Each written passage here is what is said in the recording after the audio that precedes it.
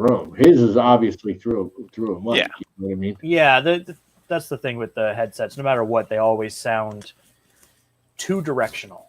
Yeah. I think Yeah. that's the problem. It's just a little tinny. It's too direct to the voice. Yeah. I got a couple of headsets. Actually, my PlayStation headset will work too with the Mac.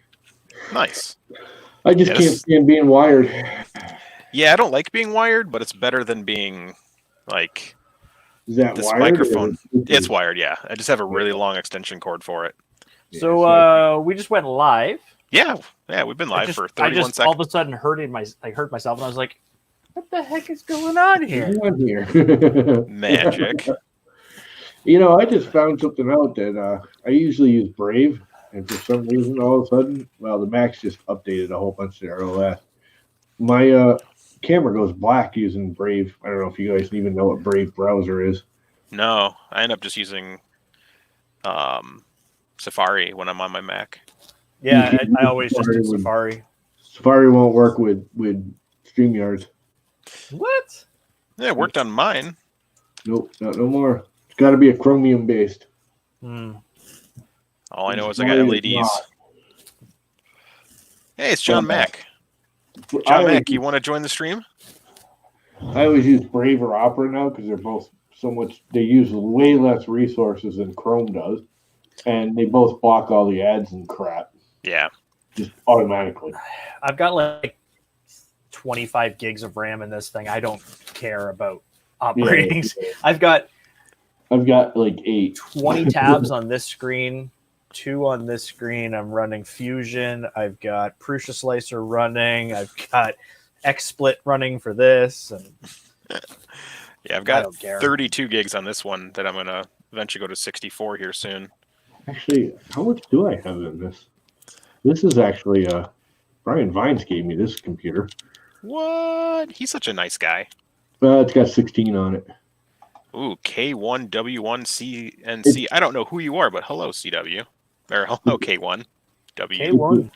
It's an old Mac. It was sitting in his closet, and he's like, "You want it? It's better than the one you got." Oh, my apologies. I've lost the computer a few months back. It shorted. Had to redo it. This one only has 16. The other one had more. But I got a brand new Ryzen 5 in here, so it's happy. I forgot what I put in this thing. I think I put a Ryzen 7. Where's my system info? My computer blew at obviously the worst time ever, like it always does, and so because it's a PC. I just went with my buddy of mine to go get some stuff, and I have no idea about computer parts. I used to be really good into it, and then I got out of it for a few years, and everything changed. So I just picked this up because it was on sale. It was like $200 off. I was like, well, why would I not buy this processor? Yeah, that's why I went with the Ryzen. Because tomorrow it'll be outdated. Hey man, this is an 8-core Ryzen 7 on this streaming machine. That should be good. This is a 6-core. Yeah. Ryzen's AMD, right? Yeah. But the board was on sale and the chip was on sale. So I'm like, well, I'm going to buy those two instead of the other ones I was looking at because why not? So you built it. You didn't just buy a computer. No, I built it. Yeah. Like I said, I don't know enough about the specs of stuff anymore, but when it comes to the plugging in the hardware, that's never changed. Yeah, I can even do that. It's pretty. You can't really screw it up unless you're a total dumbass. Well, I can break it. Yeah. I didn't say you can't break it. I said you can't screw it up. There's a difference. I paid the $40 extra for two different things. $40 extra to have them put the chip on the board, because if they snap the pins off, they've replaced both of them. And if I snap them off, I'm SOL. Yeah, I did that for myself. Hey, it's 3D Jimmy and Verts, and oh man, Verts, you want in? Techie Dad and Techie Dad and John Mack and Craig and Inhale Exhane? Wait, who's this Chris Warkaki asshole? I know, right? Who let that guy in? Nah. That's why we have C-Dub's Nasty P in the house.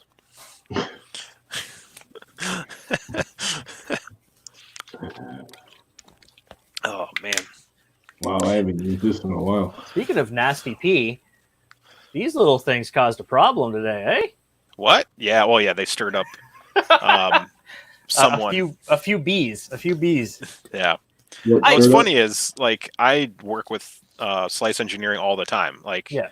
and I've talked to them about the patents, and they've got design patents worldwide. So and they've secured it in China and U.S. and UK, but those nozzles are not Slice Engineering nozzles. They're not the same size, shape, anything. Like, I don't have no idea where he came from saying that was a Slice design, because like I have all of the like behind the scenes Slice nozzles designs, and that's not one of them. Yeah. So Like, I just think I like Lightspeed. Don't get anyone get me wrong. He's a friend of mine. It's no big deal. But it exploded. But I made the commentary to myself at one point during the day of how, short of coatings or whatever, how innovative can you really get with a nozzle? I mean, The coating? 3D Solex does those triple bore nozzles that give you 3 times the extrusion, because it's got three bores that lead to one nozzle tip. Right. So it can melt 3 times as much material. But I mean, just your standard everyday, 0.4 nozzle, short of quality machining. Yeah, that's the part that matters the most. The outside shape doesn't really matter. It can. That's true. The outside shape does matter, but it's pretty much been it's a bolt head with a point. Yeah. I mean, but as long as that inner diameter is nice and the smooth. Yeah. The only big innovations they've done is like material. E3D has been real. Like, look at our shape that we use. It's specially designed for backflow and stuff. I'm like, I've clogged more E3D nozzles than I have ones that use other designs. I use microswitch nozzles over E3D nozzles. Yeah. I think I said, like, the big innovation is the coatings. Yeah. Right now it's definitely coatings. Hydrophobic and the next thing that'll happen is it'll be a higher heat rating with abrasive rating, and not like there is stages to it, but at the end of the day, it's a triangle with a bolt on it and a hole through the middle. Like, it really is. That's it. You can't win. Like, and the innovation it's just been recent. Like, Microswiss has been around forever with the coating, like their twin clad XT coating, which still my favorite. Another company uses it. P3D nozzles use that same twin clad XT coating, but they also make aluminum nozzles, which is something different. Like, no one else makes an aluminum nozzle. Pretty cool. No, that is prints really well. I can see it cooling down too fast. Well, you definitely don't want to blow air on it, but it transfers heat better. So as long as you're not blowing a ton of air on the actual nozzle, it actually transfers heat better. But yeah, you definitely don't want to have like a poorly designed blower fan, lame, throwing 100% on there. And then you've got, there's a new brand too, but 3D Passion and a couple other guys make tungsten carbide nozzles. About an hour from me, Midwest Tungsten makes tungsten nozzles. Yeah, there's their titanium heat break. 3D Passion makes, I mean, like if you could capture it, like I'm sure you can with your cameras, Chris, but the shininess and the smoothness of the bore of this, it's amazing. I've snapped it though, because titanium ain't indestructible. It's very thin too. Yeah. Well, the thinner it is, the least amount of heat transfer, the better the heat break. Yeah. And the other thing is that I know the other patent issue, the actual patent issue that was going on was the bimetallic heat break. Right. Which the design is patented. There's no that square shape with the way it's funneled, the amount of ribs. Like you could argue one extra rib and it'd be like, well, it's different. Yeah, it's not. You really can't control how they change it just a little bit. And when I worked with Fadis through a third party to like beta test it and give them feedback, and they made changes based on feedback. And one of them was like, you got to make this a little different, like, because the original one that I have is like, it's the same heat break, but it's not polished on the inside. Right. So I actually compared them inside and out, and the Slice Engineering one was very polished on the inside. The one from Paytas was not. And then they polished it, and then they changed the fins and change a couple other things in there, like the length, because if you stuck a shorter nozzle in there, it would bottom out, and then you just get a leak. Oh, okay. So hopefully I don't know if they actually did fix it, but that was one of my Yeah, inputs was. When it was advertised, I was like, well, I like hot ends. I'll play with a hot Yeah. end. That'd be fun. So I was hoping to win a hot end, but some nozzles are good. Yeah. One thing I do like about that hot end design that they created, beyond any arguing or who owns what, is it's just that it's a straight up E3D replacement. Yeah. Like I don't need to put an adapter on. I don't need to buy something different or mount it. You just put it in the mount and away you go. What's that? The Fadis. I wish I had one. It's in that printer over here. Yeah, the Dragon hot end. It is short of the heat break section, which is if you were to take an E3D and a slice and have them make inappropriate motions together, you would end up with a Dragon. Yeah, the Dragon actually, I think, is a pretty cool concept. It's got them. It's kind of like you said, married the two of them together. Right, and forget I don't want to get into the arguing of who innovated what and where and who and when. I think there's a certain point where I'd say from Slice's perspective, if I was them, I'd say, yeah, make the product. Go ahead. Because it's just another way for us to show how much better ours is than yours. Yeah. It's just another way for us to compare ours to yours. And that's realistically with a lot of things that we see a lot of times is let the other company make the clone. If the clone is no good, you'll find out. And if their clone is better than your regular product, you got to fix your regular product. Yeah. Yeah, and that's the nice thing is... Well, I mean, Slice is all U.S. made, too. It's all, literally... That doesn't make two shakes of a lamb's tail to me in Canada land.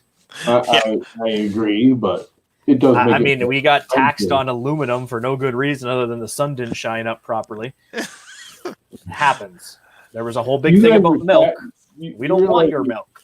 80% of all the aluminum in the world comes from Canada, and you guys are the ones getting taxed on it. Yeah, isn't that great? Yeah, so, right? Aluminum comes from Canada, right? Yeah. We have a massive amount of it. And, but it's just... The U.S. has dug it all up. We don't have much left.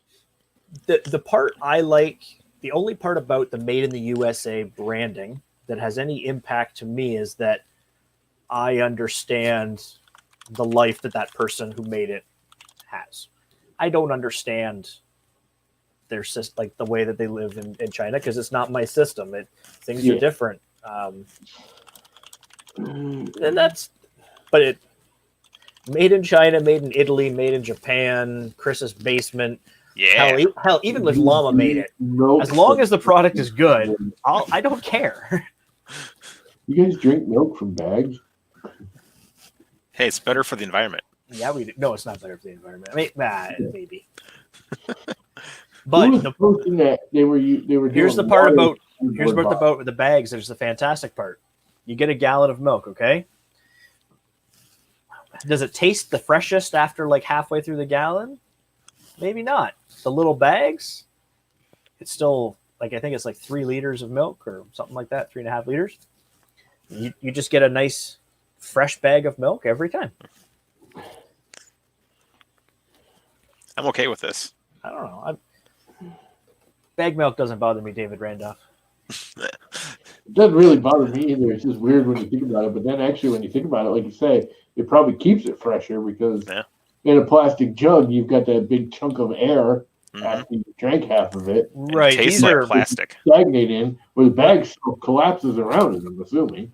Yeah. So what we do is we actually use a little bread clip. Yeah. We just clip the end of the bag. But the thing is that little pouch goes down quicker, or easier. So I can keep getting fresh tasting milk. I don't get fridge stale, gross milk or anything like that. It doesn't go bad because you don't have the air in the bag But also, you can just throw them in the freezer, and when you want one, you just grab one. So for like yourself, you don't have a lot of people there at your house, right? So you don't need a gallon of milk every time. That's why they moved my father into full-time rest home this week. No, So life Was that is not this week? good because he is not liking it. I don't think anybody does. Well, it's the same building. He was in rehab before. Yeah. That's it. I could bring him home again, but he's just so far gone. There's no way. I can deal with it for a few hours here and there, but 24 hours a day, 7 days a week, I just can't do it. Yeah. Yeah, that's a lot of work. Beyond my abilities to deal with. Wow. My mother is not much better. And the two of them together is just like, oh, my head hurts. Getting old sucks. Tell me about it. Every day I forget what I'm doing. Oh, you're not kidding. My back is killing me. My legs are killing me. Wham, wham, wham. All right, over whining. Done whining for the night. Oh, Kit stopped drinking milk. I almost had to take that internet party little gift I posted, asking you for the link. I watched that for about 10 seconds. It was hurting my eyes. Just giving me like 70s mushroom flashbacks. Oh, you must have had a fun childhood. Oh, God. Dude, I was the last of 5 children. By the time, the cars got wrecked and the stupid crap would happen, my parents didn't get pissed. They were like, we've seen that before. Go to your room. Wasn't even like, when my brother did something, it was like, oh my God, the world's coming to an end. You're such a terrible child. I'd do stuff like that, and I'd be like, just knock it off. We're going to whack you upside your head if you don't knock it off. Yeah, I was one of those kids, the friend would come along and say, hey, for $5, if you jump through the ice into that frozen lake, we'll give you $10. It's like, okay. I need $10. Who doesn't need $10? Yeah, no, you don't need $10 to jump through ice into a frozen lake. Believe me. Yeah, you do. No, not worth the $10. Gotta make more cords. I can honestly say I had a heart attack at the age of 18. Because I guarantee you, when I hit that cold ass water, I had a heart attack. Oh no! Oh, gross. That's really gross. I'm gonna have to hop on Discord and send a message to Vert. All right. What's on Discord? Direct message. Chat. Vert, what's your name on there? Hurt and Vert. Why do I say that? And all I can think of with Vert's hobbies is the Swiss chef there from Muppets.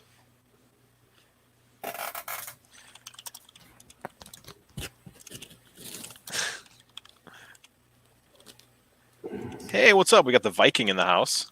Oh yeah, that guy. Vert. Looking for Vert. Come on. Vert. Oh, man. Okay. What's the Canadian Maker Projects Discord? CMP? Yeah. Oh, I don't know on Discord. He's on Twit. On the Twit. Many apologies. I don't know. Neither do I. I haven't done Discord. Hey. Well, I never really got Discord. It was kind of just make no sense to me. Yeah, I started one. There's a bunch of people in it. We're working on these SKR printers as a team. I had one for a while, and it was just like I'd go I made one, but I don't know. A few others, and I just seemed like, why aren't we just doing this on Twitter or Facebook or emails? This is true. By the way, Keith, I sent you an invite. One thing you gotta follow. Oh no! All this crap. I have a hard enough time with this. I've been spending more time in Discord, just because there's cool people in there. Yeah, it's the same people in here that are in Facebook, that are in Twitter. Although Facebook is a whole other world of morons. It's It's a whole new world. That's why I always call it faceplant. Like getting on my mountain bike and trying to get over that log and not making it and doing a faceplant. That pretty much sums up Facebook. All right, I gotta allow this guy to post stuff. Sorry. No. Stupid bed probe. You're a vent probe. Yeah. All right. We're being antisocial, I'm sure, on a lot of social media. Me too, Dave. I don't socialize outside of this room. Pretty much. Yeah. That's a lie. I try. I don't even try anymore. I'm kind of going the other way. It's like I don't want to deal with people. All right. You know what's really nice about this? If I don't want to deal with you anymore, I just hit the power button and you go away. Right. And if Chris doesn't want to deal with you anymore, he just shuffles you out the door. Like, it's fantastic. No problem with that. No, I don't do that nonsense. There we go. I need to grab a high strength beer. No, I don't. I gotta get up real early. Gamma. And take him to the dentist. Man. I better see Keith join the chat or the live stream. Keith says he doesn't. He can't, I know, but he should. Time. How do people? Let me ask you this. My father's been in lockdown for 2.5 weeks. Yeah. With the flu. Once the flu gets into anywhere in one of those rest homes, they just lock everything down, and you walk in the door and you got to use hand sanitizers and put masks on, and you leave and they take your temperature, and it's just a nightmare. But he's not allowed to leave his room. They do his physical therapy in his room. They change him. They shower him. Everything right in his room. He's lost his teeth, 2 pairs of shoes, a pair of slippers, 3 robes, like 6 t-shirts. How's he losing that stuff when he doesn't leave the room? Well, it's just it. I mean, when he was leaving the room, he was losing stuff because he's got dementia and wanders around. He used to go into other people's rooms and just crawl into their beds, not realizing he was in the wrong room. Get undressed. I do the same thing and blame it on my. Yeah, well, I mean, my mind. When it's understandable, but he has not been able to leave his room for 2 weeks. Yeah. All this crap is missing. It's like, okay. Someone's either stealing it or now some of it, like he has an electric razor that he really, really likes. Come to find out, well, his roommate's the same way as he is. Yeah. And I found a bunch of his stuff and his roommate's stuff, and not that I found it, but the nurses. Well, the other big thing is I found the razor, and I said, "Hey, can you go through this guy's stuff and make sure my father's stuff?" And I'll go through my father's. They're like, "Yeah." But like t-shirts or stuff like that, it goes to the laundry. Well, no, I'm sure they're drier. Oh, you do it all. I do all the laundry. I made that very clear because he's got some really expensive, like clothes and shoes and stuff he's had for years. His hats. He's got a collection of hats that he has. That is that thing surgically attached to your head? What, this? Yeah. Yes. Okay. I know Chris's is stuck by Velcro. Yeah. Yeah. Yeah. I just leave a little stubble on my head. That's all it is. I gotta flips to his freaking sideburns, and that's gotta take care of this tomorrow. No, I'm gonna shave pretty soon. I'm gonna shave it all off. No, don't do it. Hey, we got Vert in the lounge. So it's the Vert. Just little technical difficulties trying to get in there. I usually shave my head once a year. So do we have a safety timer in Marlin yet? No, I did discuss it with Scott though. Nice. How'd that go? Get rid of that box art? It's the usual. You talk at him and he doesn't answer. Oh, okay. Damn it, Scott! Come on, man. I need you. Sometimes I get an answer back. Sometimes I don't. This makes sense. Sometimes I get an answer like 3 days later. So tomorrow we should hear something. Maybe. Like I definitely brought it up to him. I was like, I don't really see any reason why we couldn't do that. Like, just like, I'm not sure how he wants to implement it. Yeah. So maybe I should implement it, post it as a thing and then be like, Yeah, if you pull request it, like he'll look at it and like do his little magic on it. because there's already another pull for anti-carbonization. Yeah, they named it weird, but it's just basically a safety timer. Yeah. Don't let this thing sit at 100 and whatever Celsius all night, please. Mode. Yeah. Well, Like, I it, meant- it should almost yeah. be tied. Like it should almost be tied into like thermal runaway in the aspect of if the motors aren't moving and this thing stays on. Like you could do it in like make a whole subsection for just temperature runaways, and that could be one of them. But if the motors aren't running after 15 minutes of the printer being at set temperature, shut down. Yeah. Yeah, I think the only downfall is I think it's global. So if you pause the printer, it'll start cooling all the heaters, which means your print might come off the bed. So you'll have to do some like if then else statements like if it's just a pause. You could Yeah. you could initiate a splash screen. Oh no, but if somebody's not there, then they won't. They'll just kinda hang out. Yeah, you can. Yes and no. I moved the camera. It used to sit on my PlayStation, but now my PlayStation's on legs, so the camera doesn't sit on it without blocking the television. So I just moved it over on top of the computer. It's like I definitely tried to stress that like there was a safety thing too. Like, still didn't get an answer out of them. Have you looked at the Prusa source code on their firmware, how they did it? Not yet. I was going to. Like, I maintain my fork too, so like I've had some issues with like bug fix recently and converting branches and messing with that stuff. Yeah, bug fix hasn't been very stable. It was for a while there, and it was more stable than stable, and now it's the complete opposite.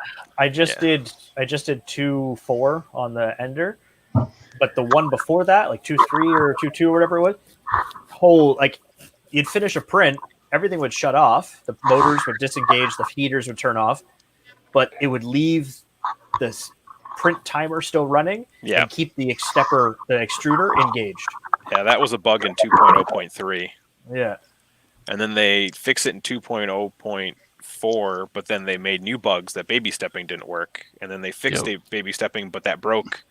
And now we're on 2.044, and I have a bug that my offsets don't work. And I posted my bug, and then Scott was like, "That's not a bug. I doubt it's broken."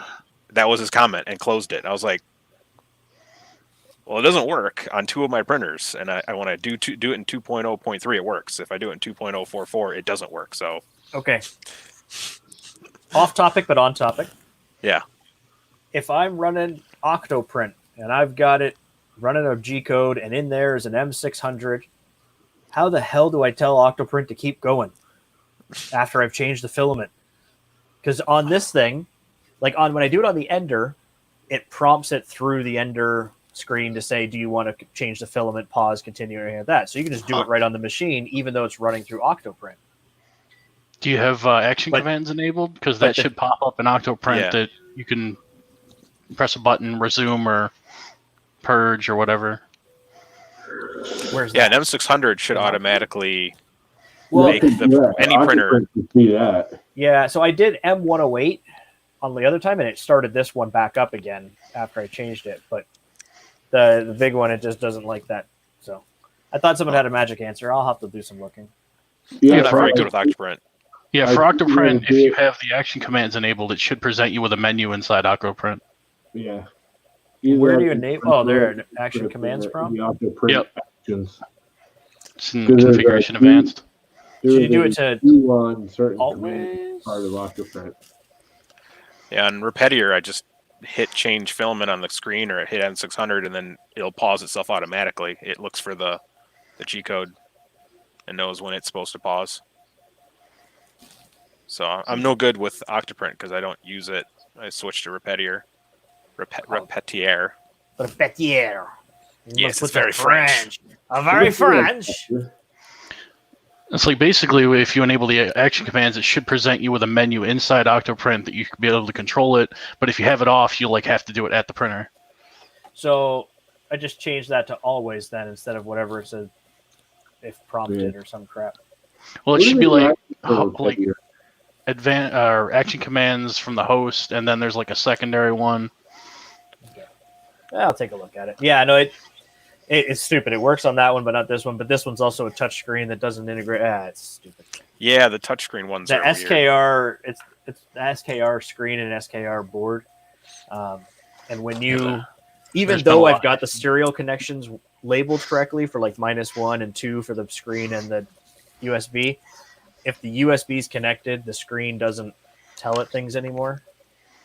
Yeah, because it doesn't communicate on multiple serial devices yet. It's weird. Yeah. I had to identify the 2 different serial ports that it can communicate on, but the board can't do it. So I don't know. I blame Yeah, Mr. Buttram. Well, they're actually. I'm pretty sure there's a pull request for that. So the can problem is communicate. I didn't fill out my Butreon.com subscription for this month, and it's punishing me. Beyond.com. You joining us, Mr. Buttram? Canada. I sent you a sexy link. Gonna put some heat shrink tubing on.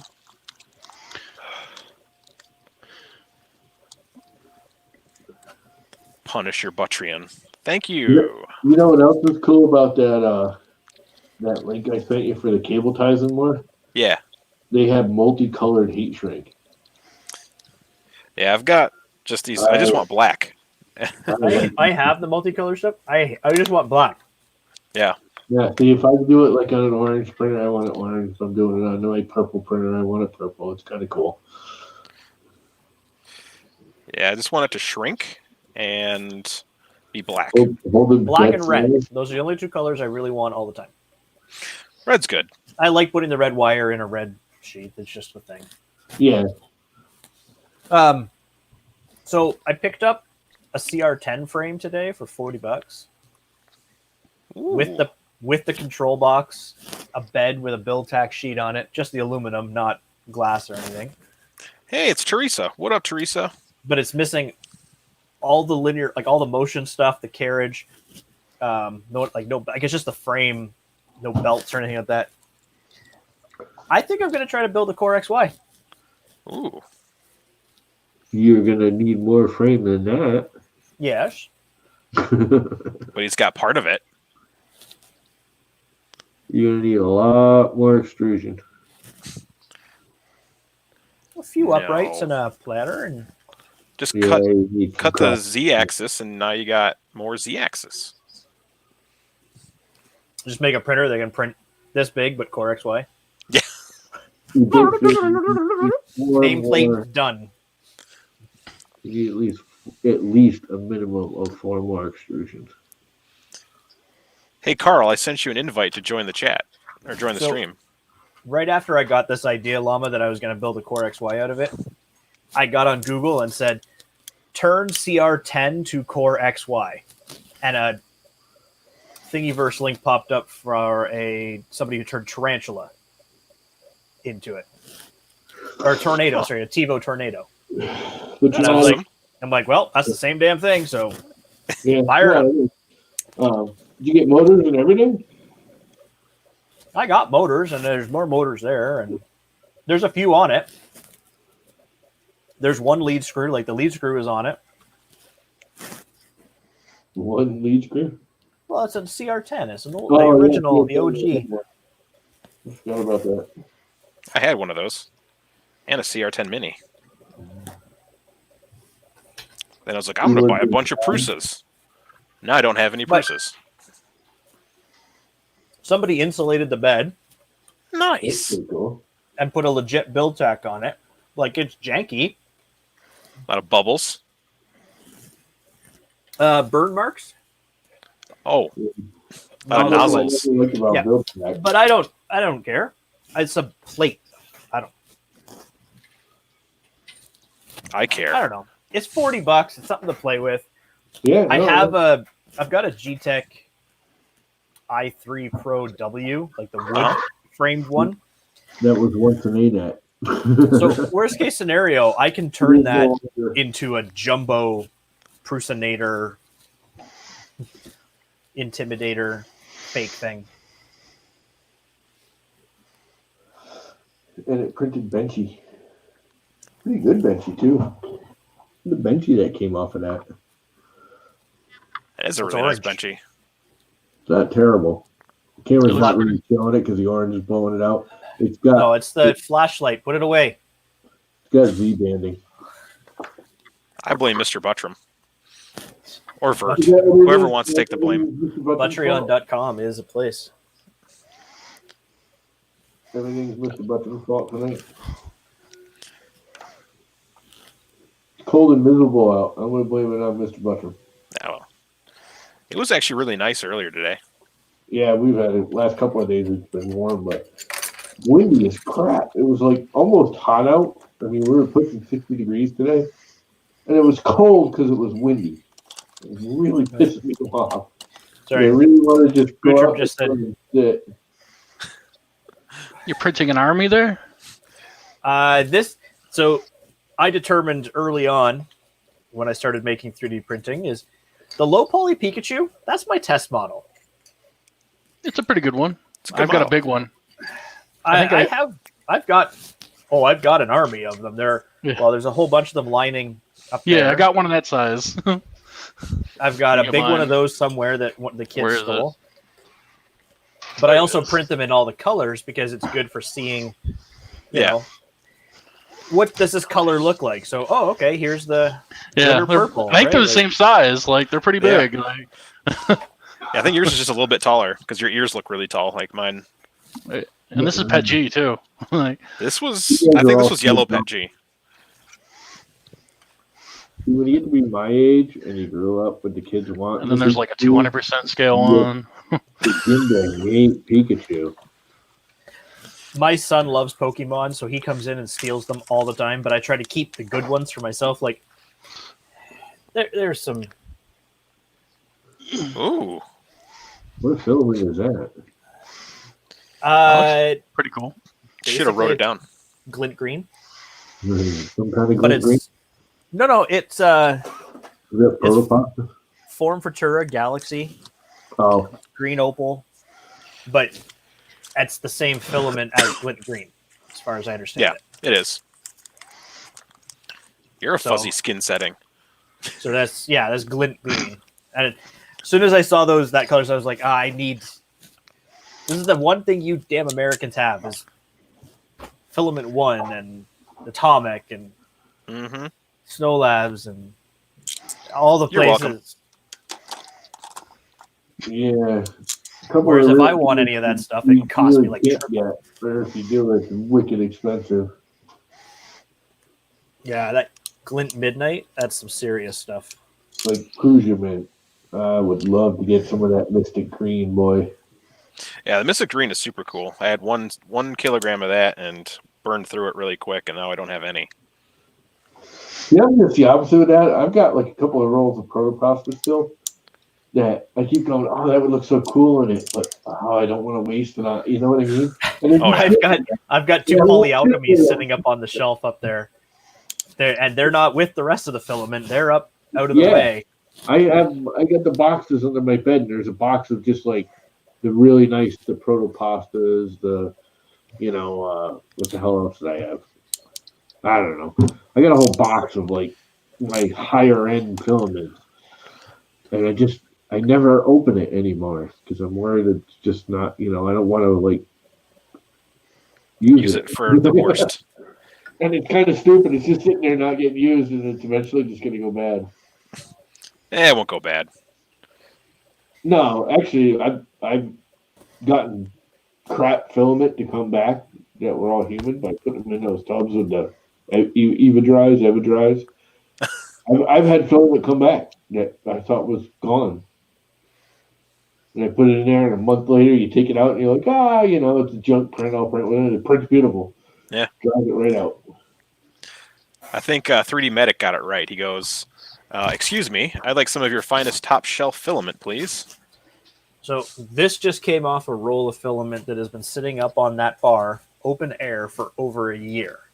And it's Clock spring. Yeah. it printed perfectly fine. Um, Love that print. I broke it. Don't do that. So I broke 2 of these things off.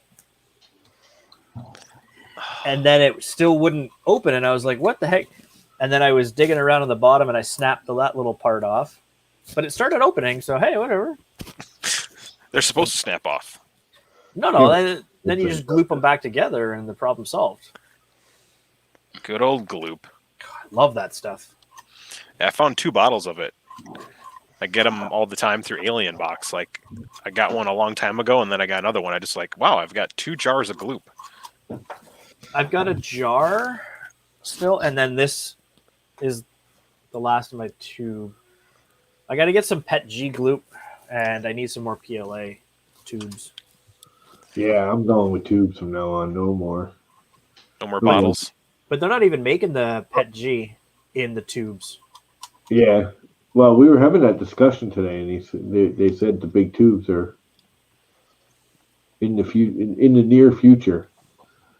I think that's definitely the way to go with that stuff. The jars are just the minute you open it up and that air pocket gets in there, it's done. You got to use it. I think with a bigger everybody tube tries as up well. that's the problem. And they came out with a new jar top, and honestly, I don't think it's a jar top because my top it was always cleaned and sealed, and it would dry up. The minute I opened it up, in about a month. Tom's top is always clean. It's because it's I wash my aluminum top. press cap on glass. As soon as you crack the seal, it changes the shape of the cap. Yeah, I don't know. That's instantly what happens with glass sealed jars. My answer is once you use a lot of it, you get that air pocket in there. It's an air pocket. It's going to start skinning it. It's going to start drying it out. It's just like caulk or glue or mason cement or anything. Once you open it and you get that air pocket in there, you have a limited time to use it. Where with the tubes, there's never an air, inlet. Midnight Giant needs a caulking gun of glue. He's got like a caulking. He's got a roller. Did you see that? Just a spray gun? No, it's like an antiperspirant roller. Yeah. Oh, that's awesome. What they're doing. Oh, we got Hack Monkey in the house. Man, there's 38 people in the chat today. Yeah, it just starts drying out. Just a few. The little jars are better. I actually won one of the little jars. That's the other thing where I don't know if you guys saw the whole chit chat. There's a nano. Yeah, the nano jar. Yeah, nanopolymer. Perfect for me because I'm always doing little parts anyways. I'm not doing big, massive. This little thing will last me months. Yeah, that's what I got. Because I just use it to fix up what I break. It's like 2 months. Need to break more things. That's all. Actually, I think you're the one that told me not to use the little itty bitty applicator and just like open the tube and you're. That's all. Yeah, that's all I do. Is I just the little applicator is absolutely useless after. I twist the whole white. It's clogged up. It's done. Well, it's not that it clogs up. It's that as soon as you apply any kind of pressure to the tube, it goes out there and it oozes beyond what you need, and so you waste more in the lid. Back pressures, yeah. Whereas this has got a big enough opening, you can squeeze it and let it retract, and it's fine. Excuse me. Yeah, I've been going to these things. I pour a little puddle onto a paper towel, and I use this thing to apply it. This was a Amy Double D suggestion, using makeup brushes. Your makeup brush. Those are broken Pikachus. No, it's actually those are illegal. Yeah. I try to work out the kinks on this Pet G profile that I've tried to make. And Vikings out here. Good night, Vikings. Sleep? What? He's making eggs and bacon in the morning. He must be sick or something. He turned 40 and got all responsible. Man, it happens. I need to find my good soldering iron. I hate using this old-fashioned style one. Never have a big space. You keep losing crap. You put a tool down and it's gone. Yeah. And I don't know how I lost a digital, soldering iron. A Weller digital soldering iron. It's a big light blue box. It's not in the garage. I know that. Ooh. Michael, I've not had Wendy's breakfast. But if they don't have breakfast tacos, doesn't have breakfast. they will eventually. I had tacos for dinner. I had tacos for dinner. It's because you all started talking about tacos. Dude, tacos are the jam, dude. I haven't had tacos in a while. All right. I actually went to the store and bought the crap and made them. The crap. That's what Don't I eat do the all the crap. time. Dude, it's crap. I make poop tacos. It's mystery meat.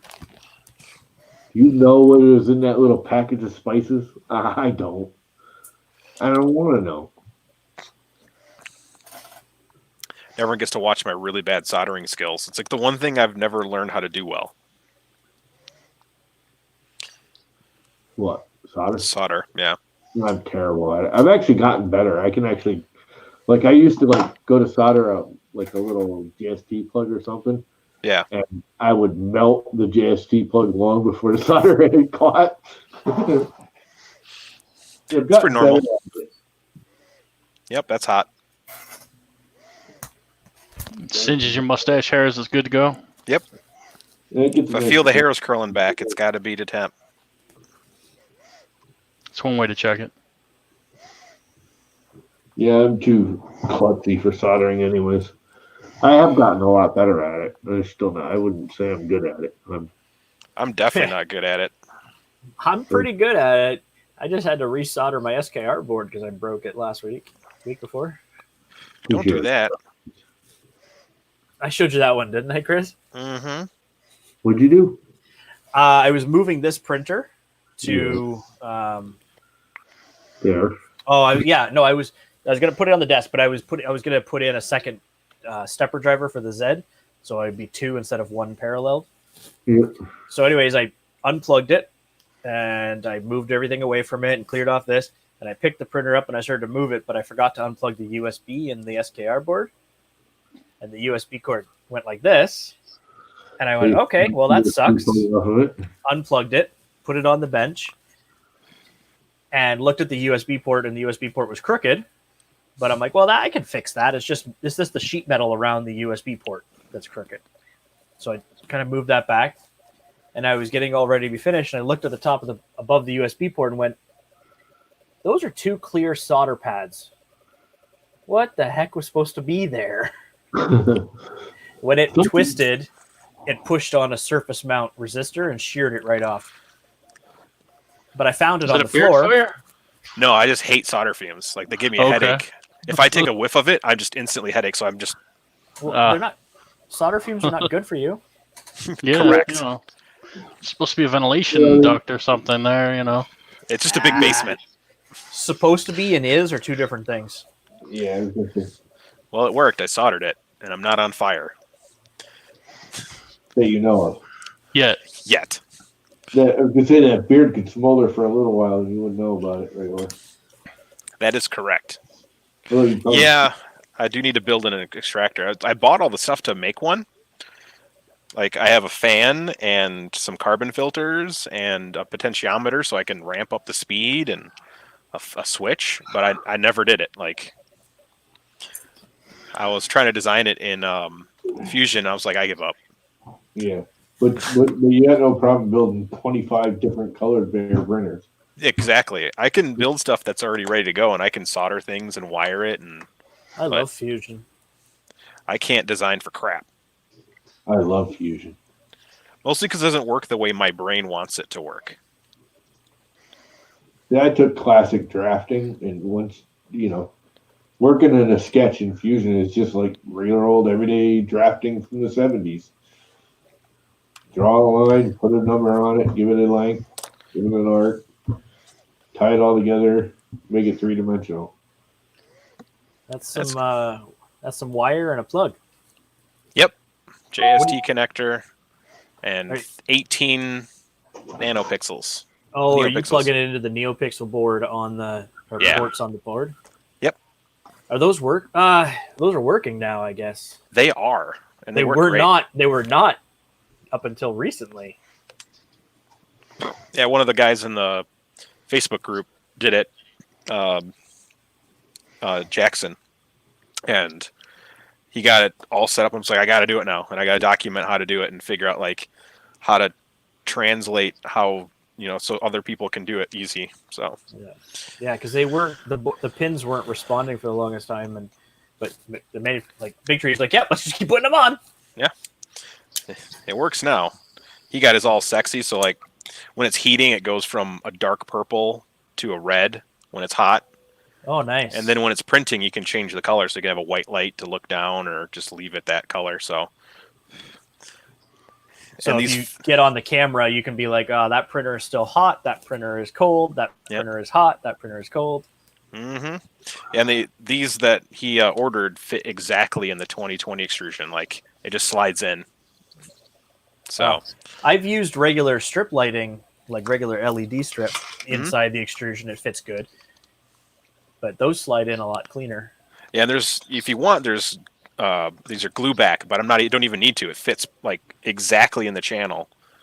So you don't even have to glue them in place if you want to move them or change them, or good to go. Yeah. So I got to build one for every printer. Chris, you got an answer for Carl there? Oh, wait. Okay. I'm having an issue. Prints look great, but I keep seeing blobs from the nozzle. PETG definitely needs a little bit more retraction. If you have a all-metal heat break, like 1 to 1.2 millimeters is typically good. If you are blobbing, it also needs a lot less extrusion multiplier typically, because PETG, unlike PLA, flows more like water. So when it prints hot, it'll flow faster. So I use, like PLA, most people are at like 1.0 to 0.95. I typically go down to like 0.92 on my extrusion multiplier sometimes with PETG, because it just flows so much faster. Maybe that's why I'm getting those little bastards on the back of Pikachu. Yes, that's usually what it is. The tail is because I just dropped it. Oh, man, it's got wart. But see, they're like strings, but they're not in this model. That's not part of the retraction area. The retraction is down here and above it, but right there is like travels. So I wasn't sure if it's a retraction thing or not, which is why I'm running retraction testing.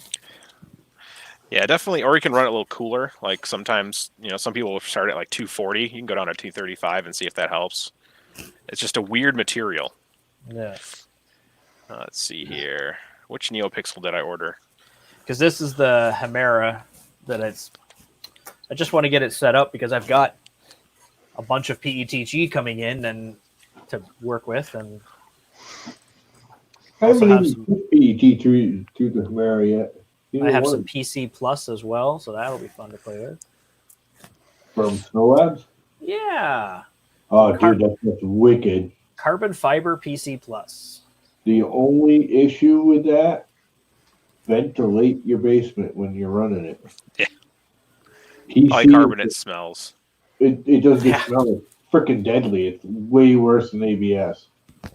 And it's not actually as bad of a smell. I don't mind the smell. But it'll give you a headache in 5 minutes and drop you on your butt in an hour. Whew. That's not good. Nasty stuff to have burn in your room. Man. You don't want it in an unventilated area. All right, let's find those NeoPixels for the person who asked.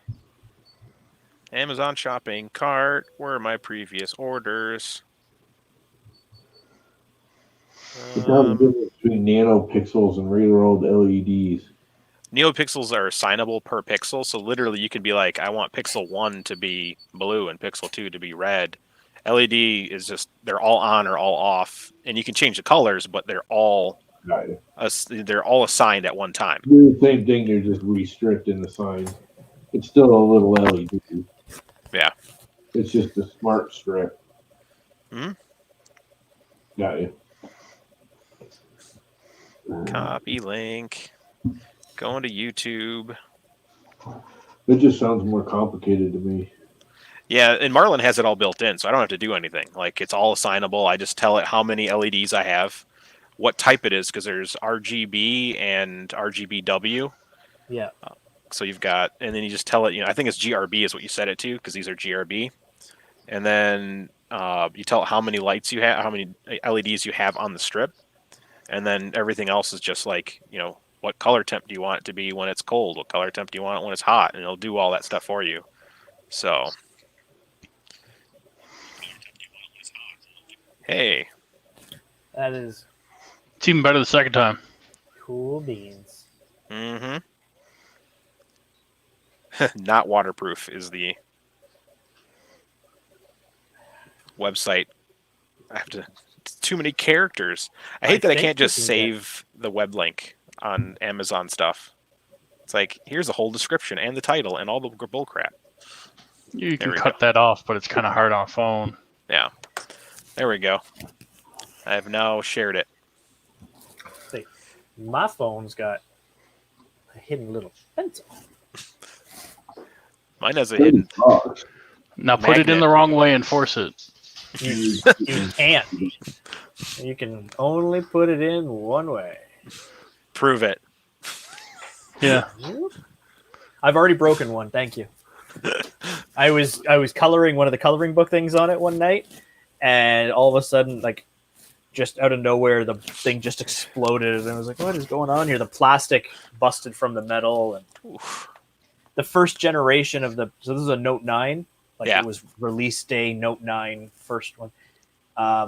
That first batch had an issue that they found out about after the fact, like a year later, of course, but they had a weak point in the connection where it goes from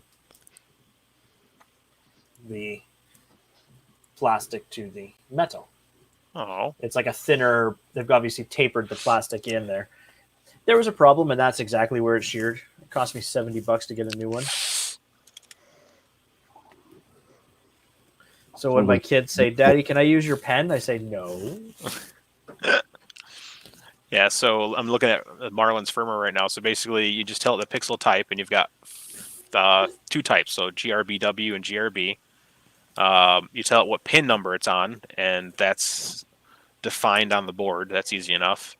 And then how many pixels are in your strand, and then is it sequential, and initial brightness, and then it just asks your color index, so you can just use like the hex to figure out. Not the hex. I forget what that value is. Yeah, the like pound 0.00004. That's the hex. This one uses the the hex? 255, 255, 255. So you basically set.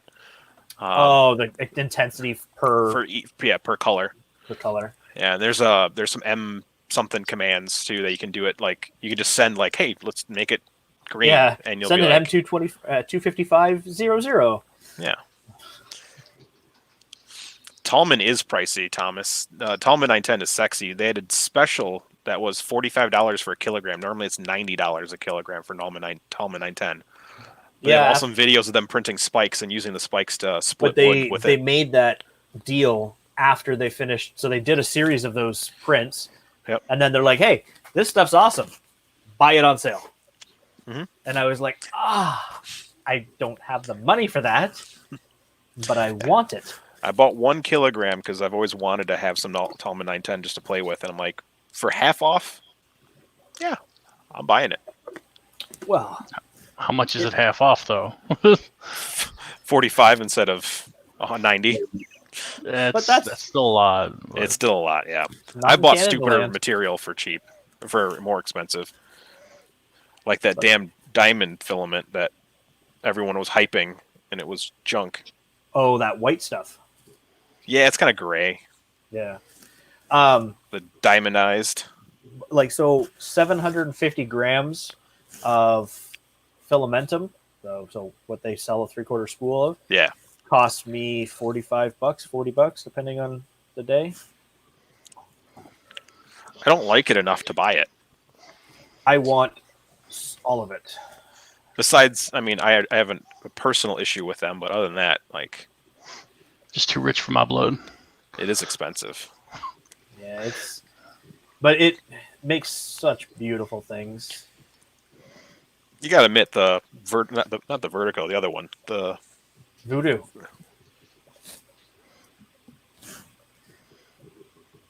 Vertigo Galaxy. The Galaxy one's my favorite. I've got Vertigo Starlight and Voodoo.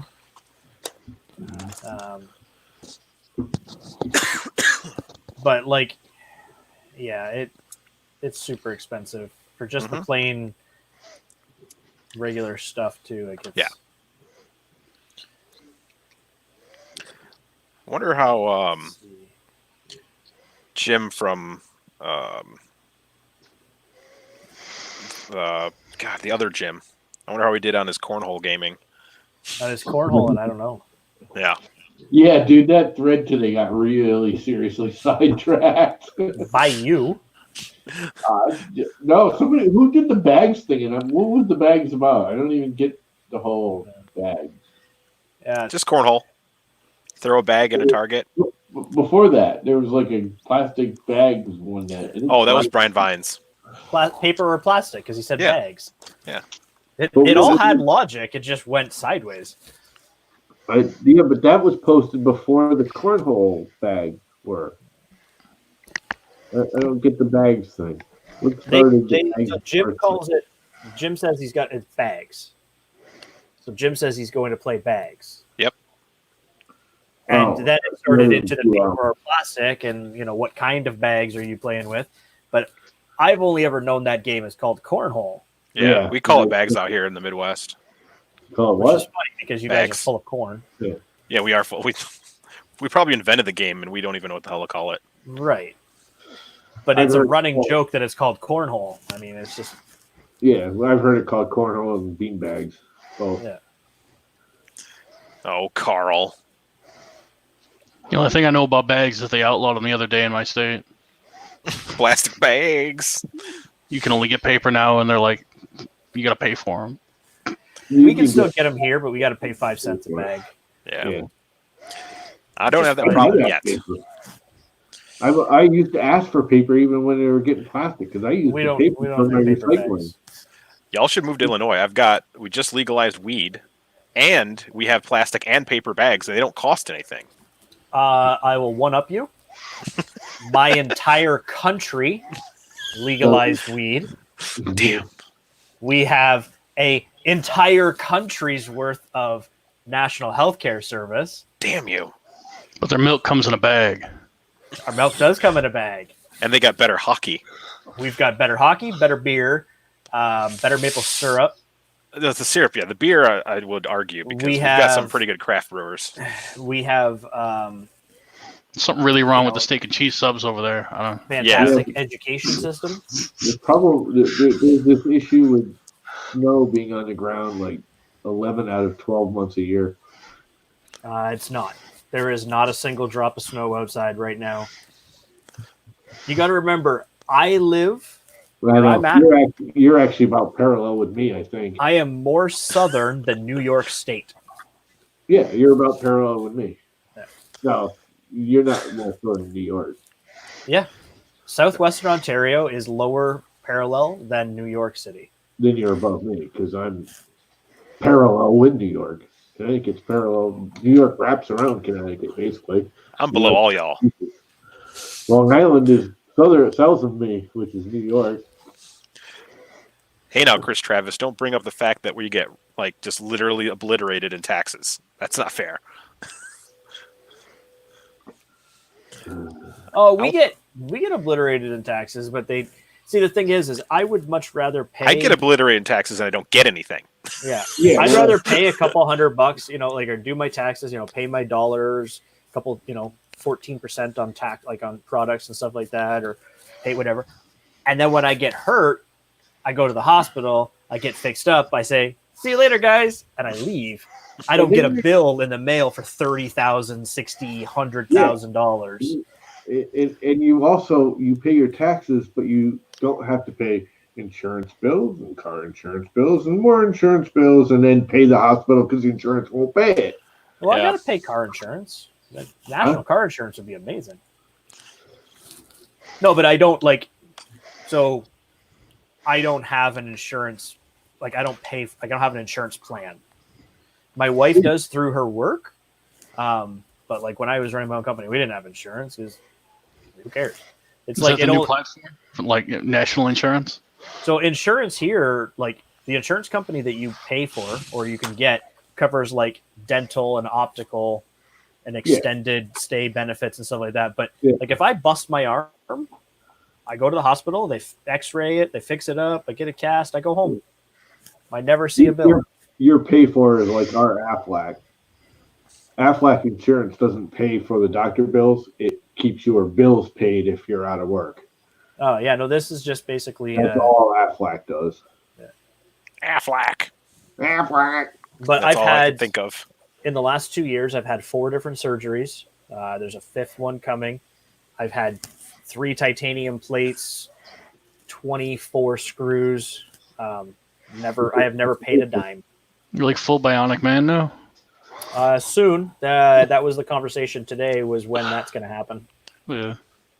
Chris Travis, I have a Woodman's 2 blocks from my house. The Americans don't understand that they actually have local health care too. They just don't realize it because the government doesn't like to push it. Because the United States has what they call general assistance. Believe me, I know. I've used it. Well, that's also where this idea that socialism is such a terrible thing, that the States has socialist programs already in place that have been running for a long ass time. Yeah, your fire department. I wonder what happens. Security, social insurance, like it's all socialist Taxes ideas. are socialism. We have banks. Yeah. Socialism is not a bad thing. No, and the part that's really like aggravating is that nobody has to say take money from somebody else, okay? They don't have to come and take money from you or from Chris or from anybody else in order to pay for these services. Literally, they just don't have to spend as much on stupid shit. Yep. Spend 3%, I think it is, less on military services, and the United States would have a nationally funded healthcare service like that. Not only that, when you start having nationally funded healthcare, you no longer have your insurance bill of $200 or $300 a month. No, you would have more Less than your potential for stimulus. I don't get it. My insurance right now, if I were to get insurance, to get medical insurance, $5,000 coverage, anything over $5,000 I'd have to pay is $800 a month. Why Oh, would I Sean do that? says socialism doesn't work. But 31 out of the 32 first countries in the world, top countries in the world, all have it working, but one. No, that's the thing. It's the 5 top best places in the world to live are all socialist based. And we're not, I mean, let's be honest here. We're not talking actual damn socialism. No. Just stop screwing over your neighbor. Yeah. Really, it's like if my neighbor gets in a car crash or has cancer or whatever, then they take care of her at the hospital. Yeah. I don't mind that some of my money throughout the course of the year has gone to do that because I know when I need it, the service is there. I know when I break my leg, they just say, "Okay, here's a cast, fix you up, off you go." Yeah. Don't come back now. And the problem is these people listen to the rich because the rich would be the one to pay. There's just no ifs, ands, or buts. They're going to be the largest. Again, forget changing the rules to make somebody else pay more because that's where everyone gets all uppity. No, I don't want to pay more. Just don't spend as much elsewhere. Yep. Don't waste as much. That was the one thing that dingbat there, Clinton's vice was. What the hell was his name there? Al Gore? Yeah, Al Gore. When he first became vice president, a lot of you guys may not remember, but he was going around doing the let's stop wasting, and one of them used to be he would go in and he'd go to a talk show and he'd have an ashtray and a hammer and he'd smash the ashtray. Stop wasting.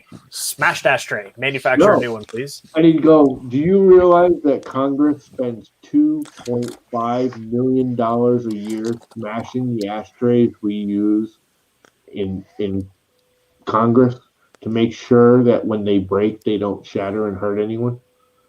He's like, here's an idea. Let's get the frickin' cigarettes out of Congress and save $2.5 million and not have ashtrays. Smash tray. I mean, that was literally somebody once told me. Ashtrays on talk shows. I blame the internet. It costs us millions of dollars. Why are we doing this? I blame Butreon.com. I blame Butreon.com. It's always Patreon.com's fault. I mean, there is so Yeah. much waste in the U.S. government, and that's Kit nailed it because I've been watching the comments. I haven't been. No, I see that. I mean, that's the thing is, there is different things to that. Yeah, I think what we're talking about is more like socialist policies, which is communism on paper actually isn't bad. It's the practice. No, like that's the thing the way is, it's run. if you could manage to run a communist society without people, if you eliminated people from communism, it'd be perfect. People. Exactly. Can we just eliminate people? Yeah, because that's a whole different system. It's the greed. It's the greed, and it's the I want to do this for me, and I'm in a position of power, so I get attitude that screws communism. But the actual idea of everybody has enough for everything is really fine. Like, in theory, it's good. No, on paper, she looked good. we lost 5 viewers after switching our topics to politics. Whatever. Well, I'm printing shit. I don't know about everybody else. I'm printing. I'm also wiring. Yeah, see, the thing is, all this climate change, just eliminate people. There won't be climate change. Problem solved. We'll eliminate fake news, too, because there won't be people to report it.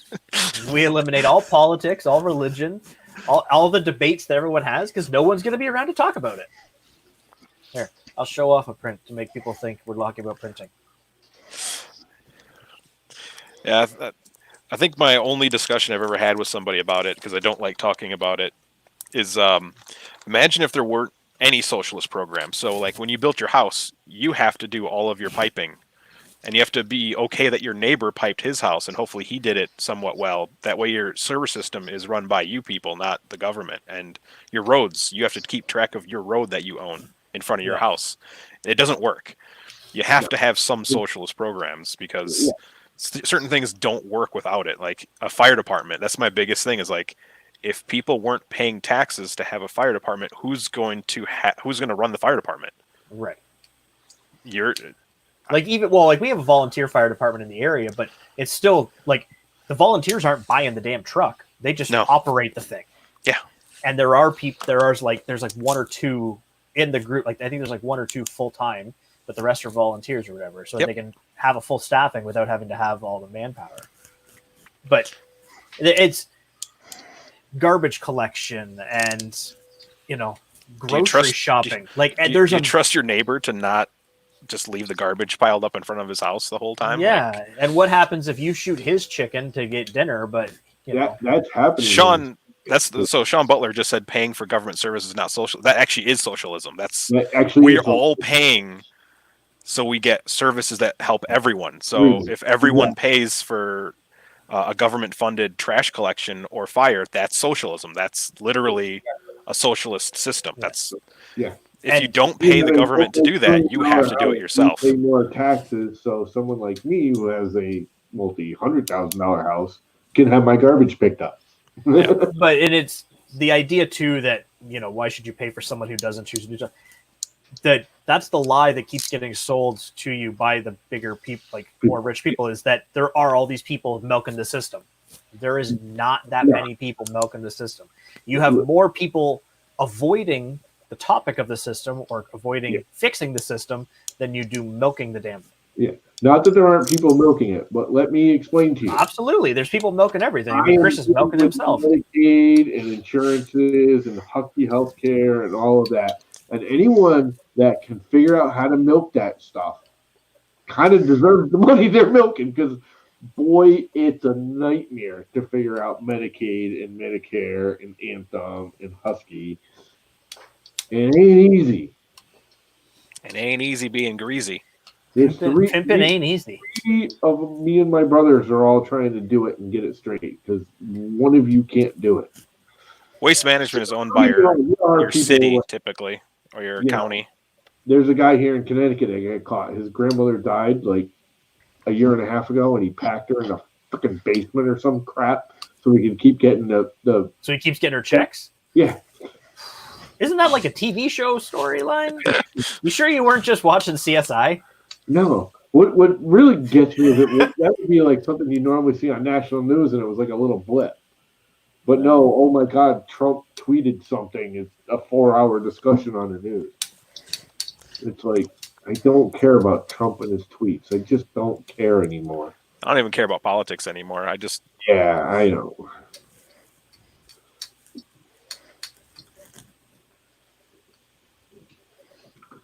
No, see, you're reassigning socialism the way they're trying to make you, Sean. It's really not. Socialism is everybody shares the bill. That's the basis of socialism. well, to be fair, there's like 30 types of socialism. Right, Sure. and also it's a There, matter it's of difference of interpretation of what it is. It's not getting into politics because it just pisses everybody off right now. yeah. I think my favorite meme I saw was how the media portrays certain things is kind of like how your parents call every video game system you own a Nintendo. Yeah. And that's how both sides are. Like, Yeah, no, I agree. there's I'm not- like, I believe in a lot of conservative views. Like, I don't believe in total gun control. I don't believe in neither do I. giving away all these free rights to everyone. So, but the left markets it, to us like, oh, it's horrible. Well, is it? Because like my thing is like my last point on this whole government stuff is you can't have a country that's only run by one side or the other. It doesn't make sense because there's so many millions of people here that have different needs and different views. If you run one side, you're going to piss off and not take care of the other side. Well, that's why. And I'd wish we didn't three have branches of government. See, well, what should have happened is that the problem is you've got two sides and three branches. So at one point, every time there's going to be 2 out of 3. Yeah. Right. Yeah. Well, there used to be. I mean, I remember as a kid there was compromise. The Republicans and the Democrats, they fought. They got their election. They almost always split it down to the middle. The president switched back and forth whether it was a Democrat or Republican. Congress switched back and forth. There was always compromise. Now there's no more compromise. It's you suck. Both I'm sides not- suck. I'm going to find a new. I'm gonna be a Pastafarian. Yeah. I'm sorry, the Republicans did anything Obama says we don't want, even if it made actual sense. And that's when it really started. And I'm sorry, it's true. The Republicans, I'm not for either. I'm not registered as a Democrat or a Republican. Same. I don't agree You're registered as a with llama. discrimination. I do agree with gun control. I think people should. You have a right to do that, though. I don't think it's an all bad thing, but I'm sorry. How many school killings have we had in the last 2 months? We haven't had a good president in a long time. Huh? I just read Sean's comment about Obama. Was like, we haven't had a good president in a while. Like, and the other thing is the president doesn't really do that much. No, and also here's the thing. It's Congress that's I'm sorry. loco right now. You tell me how somebody can jump in at the top of the system, okay, and have 8 years to correct how many, like 200 years of change? Like, you just can't.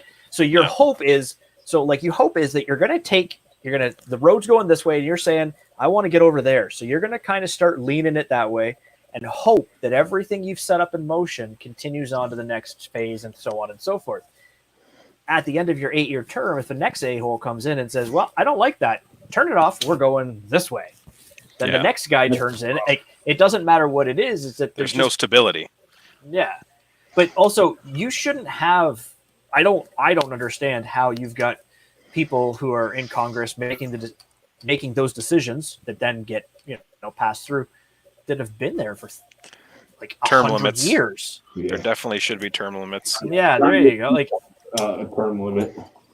it shouldn't. Public service shouldn't actually be a job. It should be something you do for the social good of the country that you live in, and you move on. There shouldn't be career politicians. It should be, It should be term based- limited. And I always thought the biggest thing is that you shouldn't be able to spend any bit more than anybody else on advertising or any of that to get elected. I think there should be a flat out everybody gets the same amount of TV time. Everybody gets to spend the same amount on ads. It should be regulated or based or controlled. I mean, it should You mean be. it's not? No, I'm pretty sure it is here. Not here. not here. We have rules too, like there's no election signs within 2 kilometers of the polling stations. And Oh, we have that too. Well, over the polling station, you're literally in the lawn at the firehouse when you go in the poll. To vote. As always, we're just going to blame Canada. Yeah, fuck you. no, it's Butreon.com. That too. Doesn't he live close to Canada? Not even. All right, new topic. Isn't that offensive to him? He's in like the corn state. Duet is the best board ever. Yeah, And go. Has been hanging out in a nuclear reactor a little bit too long. So, yeah. Duet. Do you You have just you switch been using inflammatory- Duet at all? I Switch did. inflammatory topics. It's just funny that Chris is switching to non-inflammatory topics.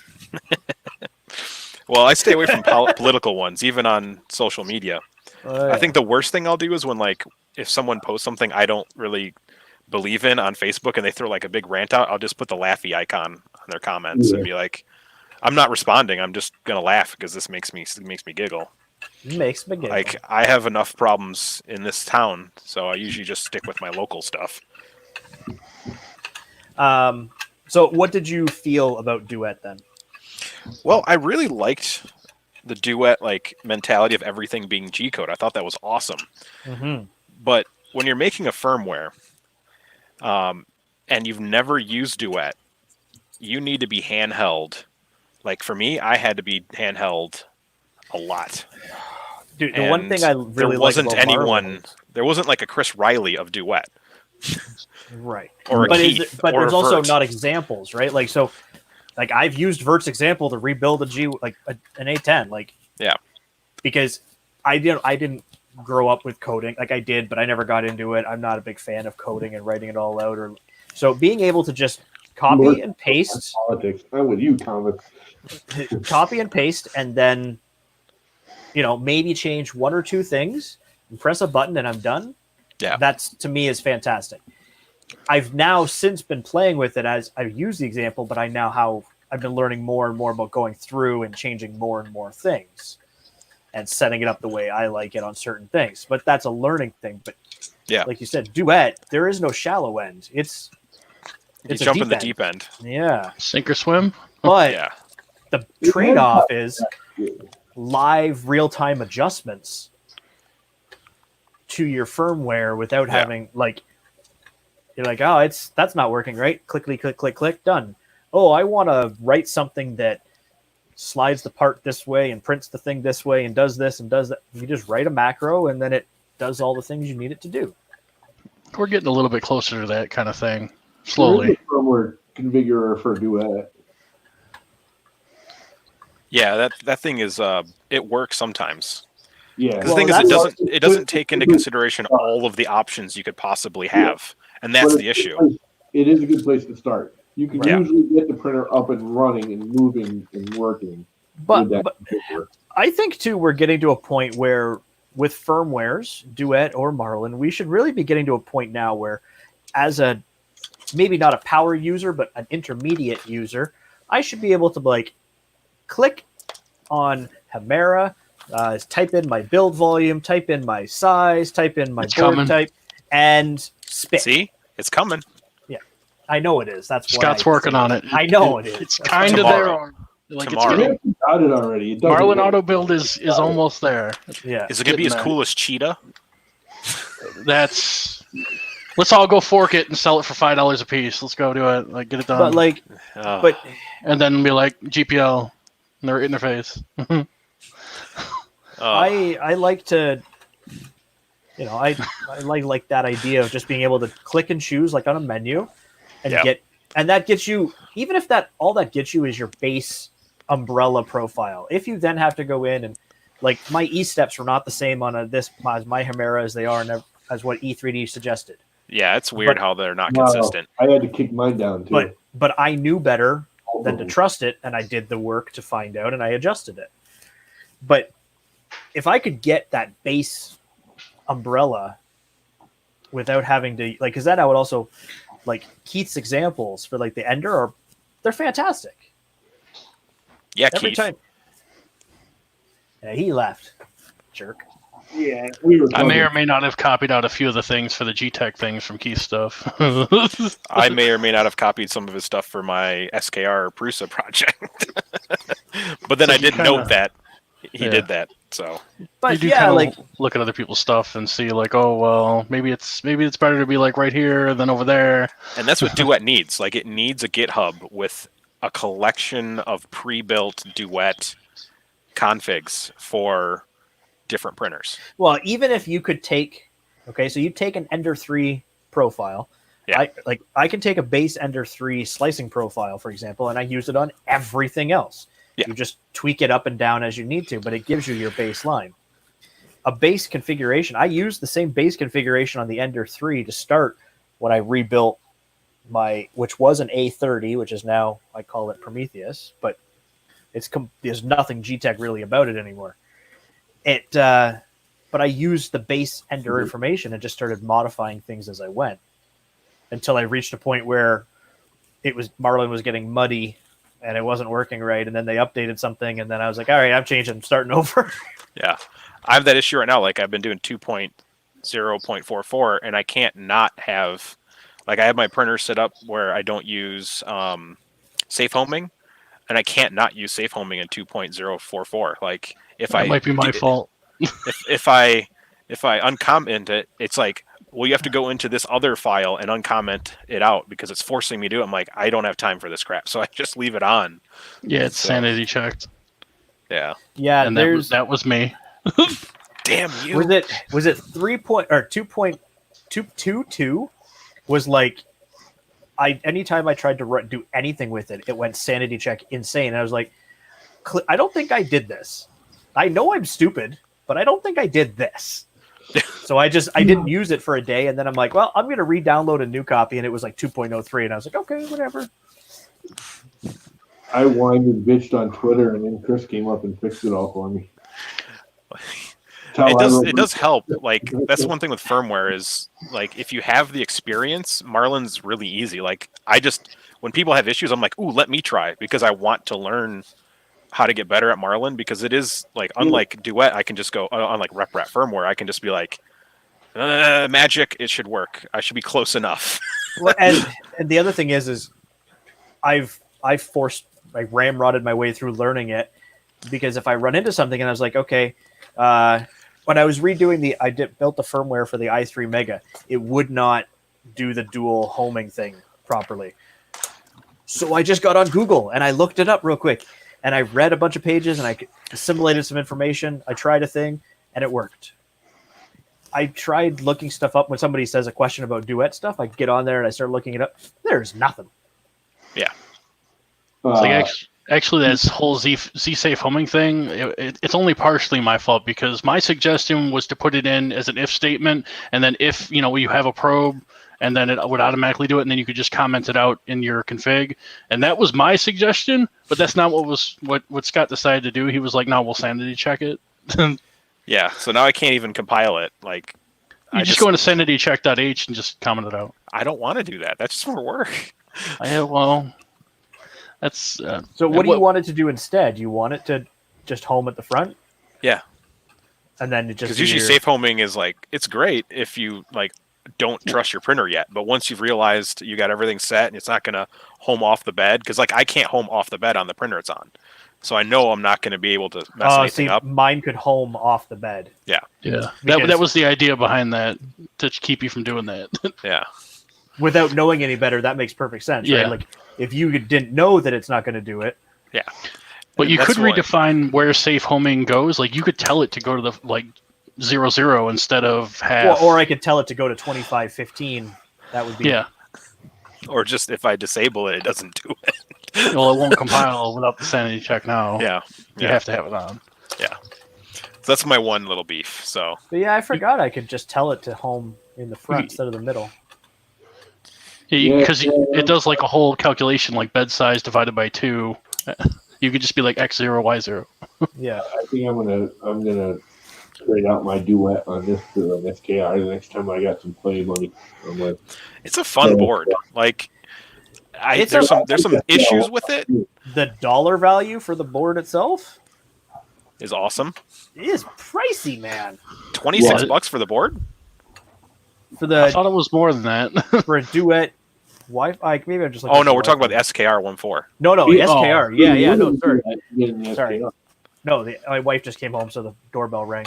Like the doorbell notified me, so I got confused. Yeah. I'm still But- kind of sketchy on the SKR because I've seen so many people blow them up. Oh Yeah, no, I Well, love that's it. probably the E3, the mini one. That one blows up because if you don't wire the screen right, it pulls more than 5 volt. Mine Or didn't 3 blow up. 3.3. Like I've seen like where like it blows out the USB port and then kills your computer. I've seen where it blows out the PSU. I've seen the chip just like burn out. Like there's one dude, he blew up like 5 of them, and it's just like I don't trust it. Depends on where you're hanging out. Yeah. If The all good you news see is people with broken arms, you think a lot of people break their arms. Yeah, Yeah. Depends on where you're hanging out. There's 5 printers down here with SKRs, and the only ones that have ever burnt out is the E3 Mini because it doesn't have a fuse for the screen. So if you wire the screen wrong, it pulls 5 instead of 3.5, frying the whole chip. So But is that the regular Ender screen or a different screen? regular Ender screen. That's why.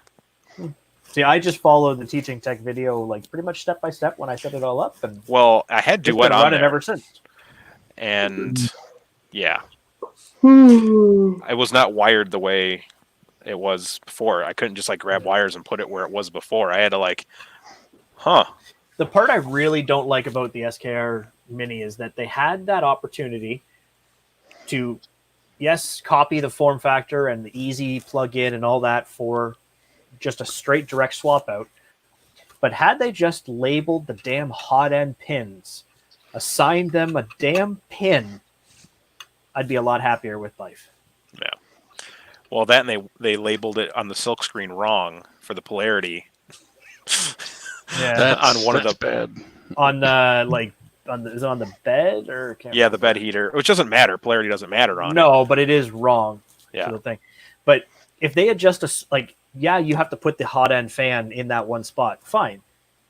Give it some pins. Yeah. And then I don't have to have it running 24/7. Yeah, the problem is the LPC 1768 only has so many PWM or whatever process. It only has so many PWM slots. So But they didn't need to assign like the board.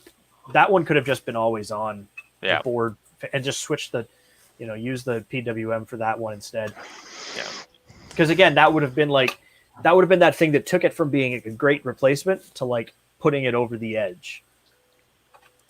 I really like it as a board because it's the E3 Mini. It's just quick and easy. It went in. The TMC 2209s. I don't use the sensorless homing, but they're quiet. They work good. Such a headache with that sensorless homing. So many people are like, "Oh, it works on Prusa," and it's just like, yeah, sort of. Yeah, Hey, mine works on all my printers. It just you have to learn. There's an you gotta- order of operations on how to tune it. Yeah, and yeah. dialing in that factor of how hard and Well, you enable it, enhanced homing, whatever that mode is. You would enable that. That lowers the acceleration and jerk, and then you have to set your current to at least half or less than the current you're running the motor at. So that way it actually detects a stall. That's the issue. Is like one thing I've learned switching to the SKR.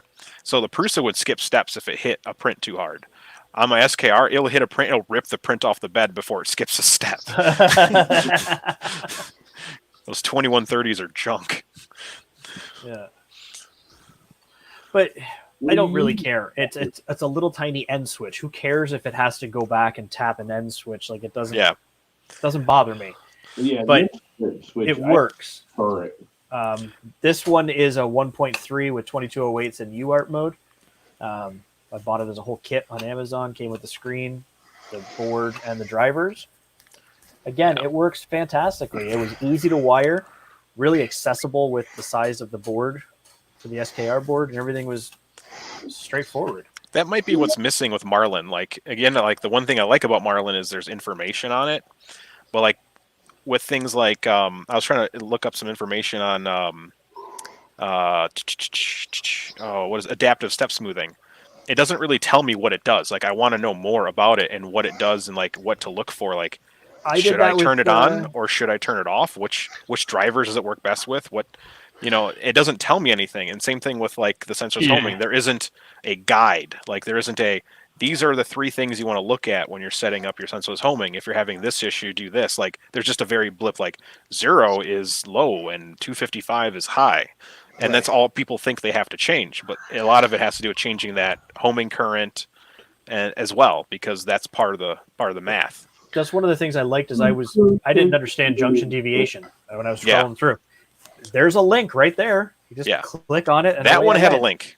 Yeah, and I could learn about it. So if and it's not hard to hide, like to stash links in there. You just there isn't a link for those things. Like there's no guide for how to do sensorless homing. There's a bunch of really good videos on YouTube. Why don't you just write a guide real quick and then you can link it? Yeah, there should be, and I'm slowly working on it. But again, I have 5 printers running it. Like I would love to. If I had 60 printers, I would test these things and make guides all day because then I can test it like on a Core XY and on an HBot, on a Delta. Like they're all different. Like what I tell someone on my Prusa is going to be different than someone who has an ANET. So. Yeah. Well, and also you have an LDO bare frame, not the standard Prusa setup on most of them. Mine. I have different motors on some printers. Some don't. Mine was a G-Tech. Now it's a Who Heck. It's a Monkey Tech. Yeah. Monkey Tech. I love that. Monkey Tech. We got Llama Tech, Monkey Tech, Vert Tech. Yeah. That adaptive the adaptive step smoothing I've actually been using like for about a year, and like notably it kind of changes the sound A4988s make, and it's not really noticeable so much on Trinamics, but it seems like the idea is to make multi-access moves less resonant. Yeah, and it seems to work. Yeah, but I'd like a paper on it. Like, what does it do? Which ones does it work better with? Like, is there a driver it doesn't work with? Like, it gets all sputtery when it's going to the from where I did the purge to start putting in the beginning. It's like burr, burr, burr, burr, burr, and I was like, what the hell are you doing? But it still works fine. So. It's pooping. Yeah. But for me, like, I have one printer with adaptive smoothing on and one without, and I'm like seeing what it does, and I'm like, I don't see anything. I do hear a difference. Yeah, that's the primary thing. Like, it changes kind of the frequencies it multi-axis moves. Because I played with it for a while. Oh, crap. Old man can't walk. But, also at this point in time, why are printers still coming with A4988s? I don't know. Like, I talk so much shit about A4988s. Pay the extra 3 cents a chip from when they make it and just do it. It's like you can get A4988s off Amazon all day for $1 a piece, and they're garbage. Like, you can get some real drivers. But where everything's being made, a 22.8 is not that expensive. Like or 2100. Or 2100. You want to make 2209s, the big thing, but then they've got like what are the 5000 series ones? Those are 5160s. Yeah. God, those are nice. Those things are expensive as hell. So, but like those are great options, but realistically, the A4988 should just disappear into the woods. Yeah, for sure. Like the Trinamics kind of like some form of Trinamic chip just needs to be the standard. Yeah. Well, or something similar. It should just start from now on. It's just start at 2100s. End of story. Yeah. Something like that. Yeah. We just rolled off the last one. They don't make them anymore. They're not good. Here's the next one because there's so many generations. Like I know when I first got into doing 3D printing and I was learning about it and I started learning about the boards and what the driver. I'm like, why is there so many damn driver types? But then again, like on the other side of that, like when we're moving into like 32-bit and like Marlin 3.0, like A4988s don't make the same sort of like crazy racket on a 32-bit. So yeah, but we're still at a point where there's a lot of 8-bit boards out there and a lot of 8-bit printers. When Marlin 3.0 rolls around, 8-bit goes bye-bye. Thank the Lord Jesus. Unless you own a Mark III, then you're stuck. Well, like For now. they want to start focusing on like 32-bit and then maybe even potentially 64. There already is a 64-bit card. Yeah. The Prusa SL1 uses a 64-bit Linux board as its main Is operating it board. really? Yeah. In order to run the touchscreen, it needed to have a real-time operating system. And it runs videos on the screen like, here's how you do this on your printer. And it runs video and stuff. Yeah. So it needs... So it's actually running a Linux A24 or something chip, 64-bit chip. Nice. It's pretty crazy stuff. Like, that thing impresses me the hell out of me, man. That SL1 is... As much as I jab at Prusa every once in a while, that SL1 is... It's cake, man. Like Yeah, I could fully get behind like a Linux-based like firmware. Yeah, and that's what they're doing. Like the Prusa Mini runs a Linux. It's an RTOS, so it runs Linux and then runs. Yeah, nice. So it's got three. It's got an RTOS plus the Marlin plus something else that runs on the same at all the same time. Cool. And Marlin can be an RTOS, and there is an RTOS branch from back in the day, I guess. It's a little, A little dated. Yeah. I guess it's drink time. Better get Well, mine. so Since everybody's having a sip. the other thing is Anycubic just like they're coming out this month. They start shipping. Is they have their curing washing station available now. Yeah. So I think that's as we start I do not moving like on, the Prusa curing washing station. but I think that's what's going to change as things go on. Is that you're going to start seeing that value add service of having the curing washing stations. Yeah. Because it just keeps everything, it's all in one spot. Okay, you take it off, you stick it in, you do your thing, and away it goes. Like I've already kind of said it for like the resin printers. Like that station needs to be built into the printer. Like that just needs to be part of it. Or Not come even a with second. Yeah, like I don't see why you couldn't have just integrated into the thing, like it's on the back or something, or I can't the wait for the side. next, yeah. 2 months from now. Well, the problem is the $200 resin printers print just as good as the $5,000 resin printers because It's the same technology is there. Like, only until you start getting into the 4K systems do you really change anything with the screens. but the 4K has larger pixels, so you actually get less resolution. Yeah, it's a You just weird, get a bigger screen. It's a weird transition. That's why a lot of them are doing dual 1080 screens because you'll get the same density of pixel size, but double the surface area. Right. I'll be back in a minute. But in the next few months, we're going to start seeing all those resin prices changing Yeah. because that's the resin wars. They would have started up if the damn plague wasn't going around. Damn plagues. So I Affecting bought people's these stupid travels. rice cakes. They're delicious with They're peanut supposed butter. to be, healthy for you and everything. And of course, I bought the store brand. And there ain't nothing healthy about this because there's got to be a pound of sugar on each and every one of these freaking rice cakes. 'Cause these things taste so damn sweet. And they're good. Why does the beer virus? Yeah. But they can't be healthy. No, nothing's healthy except for water that comes from your tub, That's what this is. fresh from the tub. No, fresh from my well. Same difference. Okay. What is my problem here?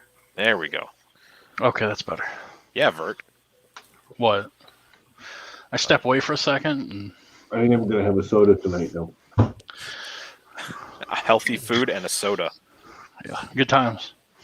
Well, I drank about 6 of these today already, and I'm really sick of water because it just has no flavor. And this thing does not freaking pet G mother truckers. Veggie is a frustrating material.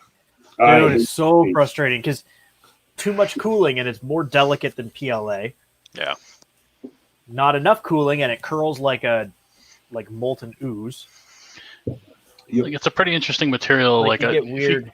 If you get it right, the properties are really nice. But Yeah.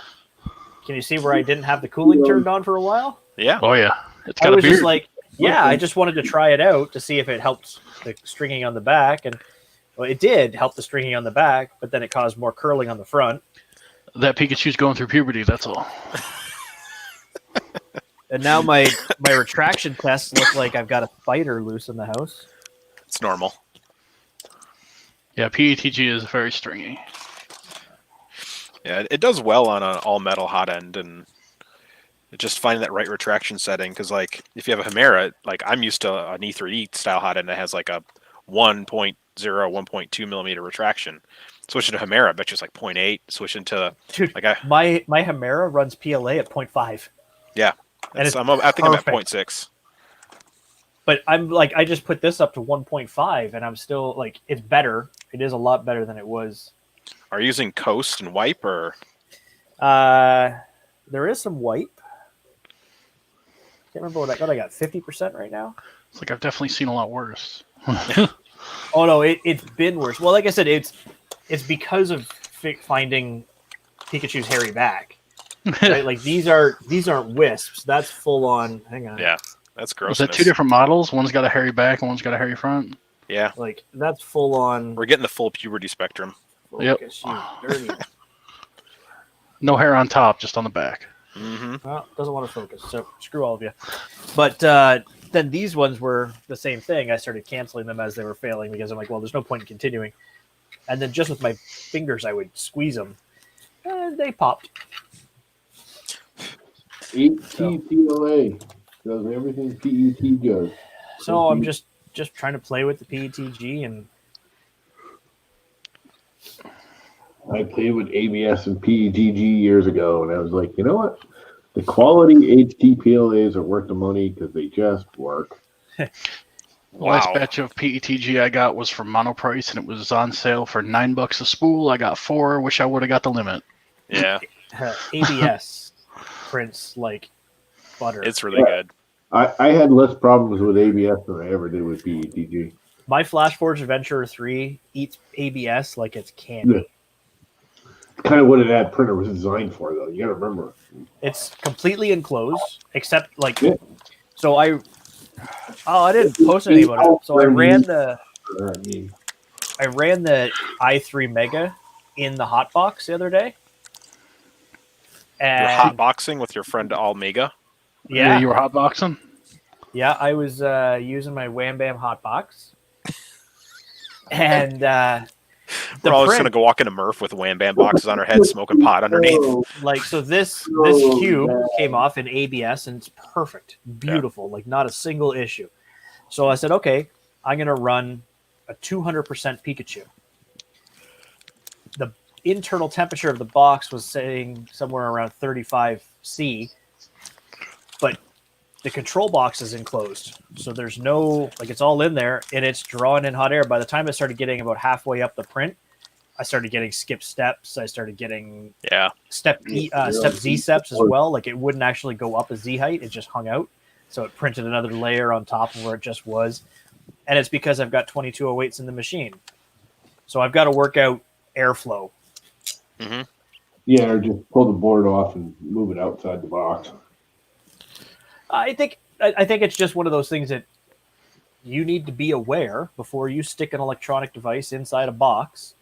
Yeah. What it does, how it behaves, what its limits are. Like that's why I did the test. Like I'm not going to just start printing a 30-hour print in there and just go, well, it'll be fine. And 2208s tend to get a little warm. Just a touch. But scooch.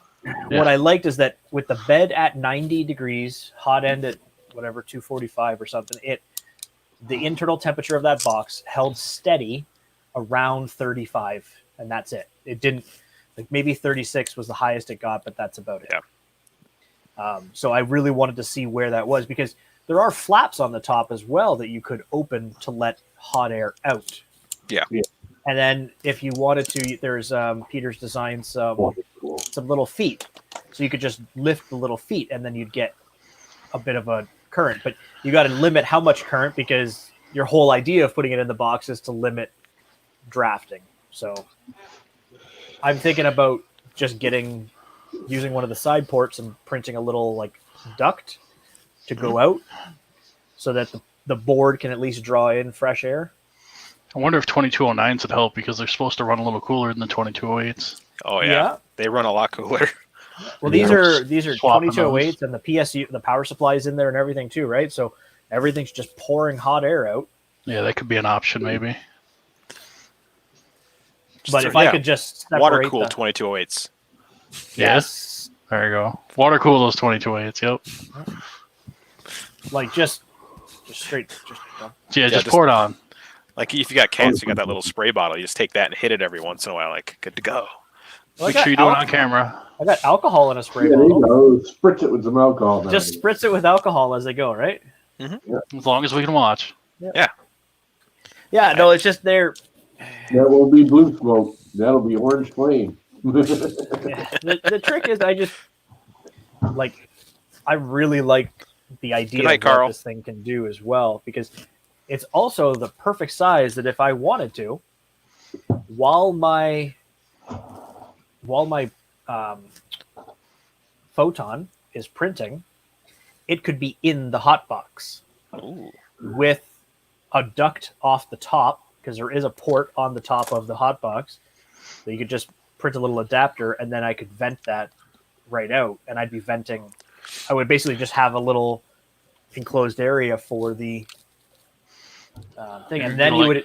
Then who cares about a little drafting? Because you could even add a little fan to the duct if you wanted, and now you have just nice resin printing station. Like hotbox the hotbox. Mhm. Yeah, or unbox the hot box, or I don't know. Unbox the hot. Like usually you do that before you use it. Sometimes Sometimes. the box was very hard to get into. Yeah. It was glued shut real good. That usually means it's more worthwhile if it's hard to get into. Yeah. Mine usually have a belt with a lock and key on it. Yeah. You just gotta find the key. It's in your beard, isn't it? Oh, son of a poop, gosh. It's where he keeps the baby birds. Yep. Only Step the ones. one, Ryan. So you don't have to cut a hole in this box, Brian. You just lift the flap. So step one, lift the flap. Just like your drawers. Step one, lift the flap. Yeah. Mhm. Things we learn on our channel. Yeah. Somebody made a comment on the Marlin Discord earlier about leaving unwanted ducks at the TH3D booth. And I was like, oh yeah, I'll have to drop off 10 real ducks. Who doesn't have real duck?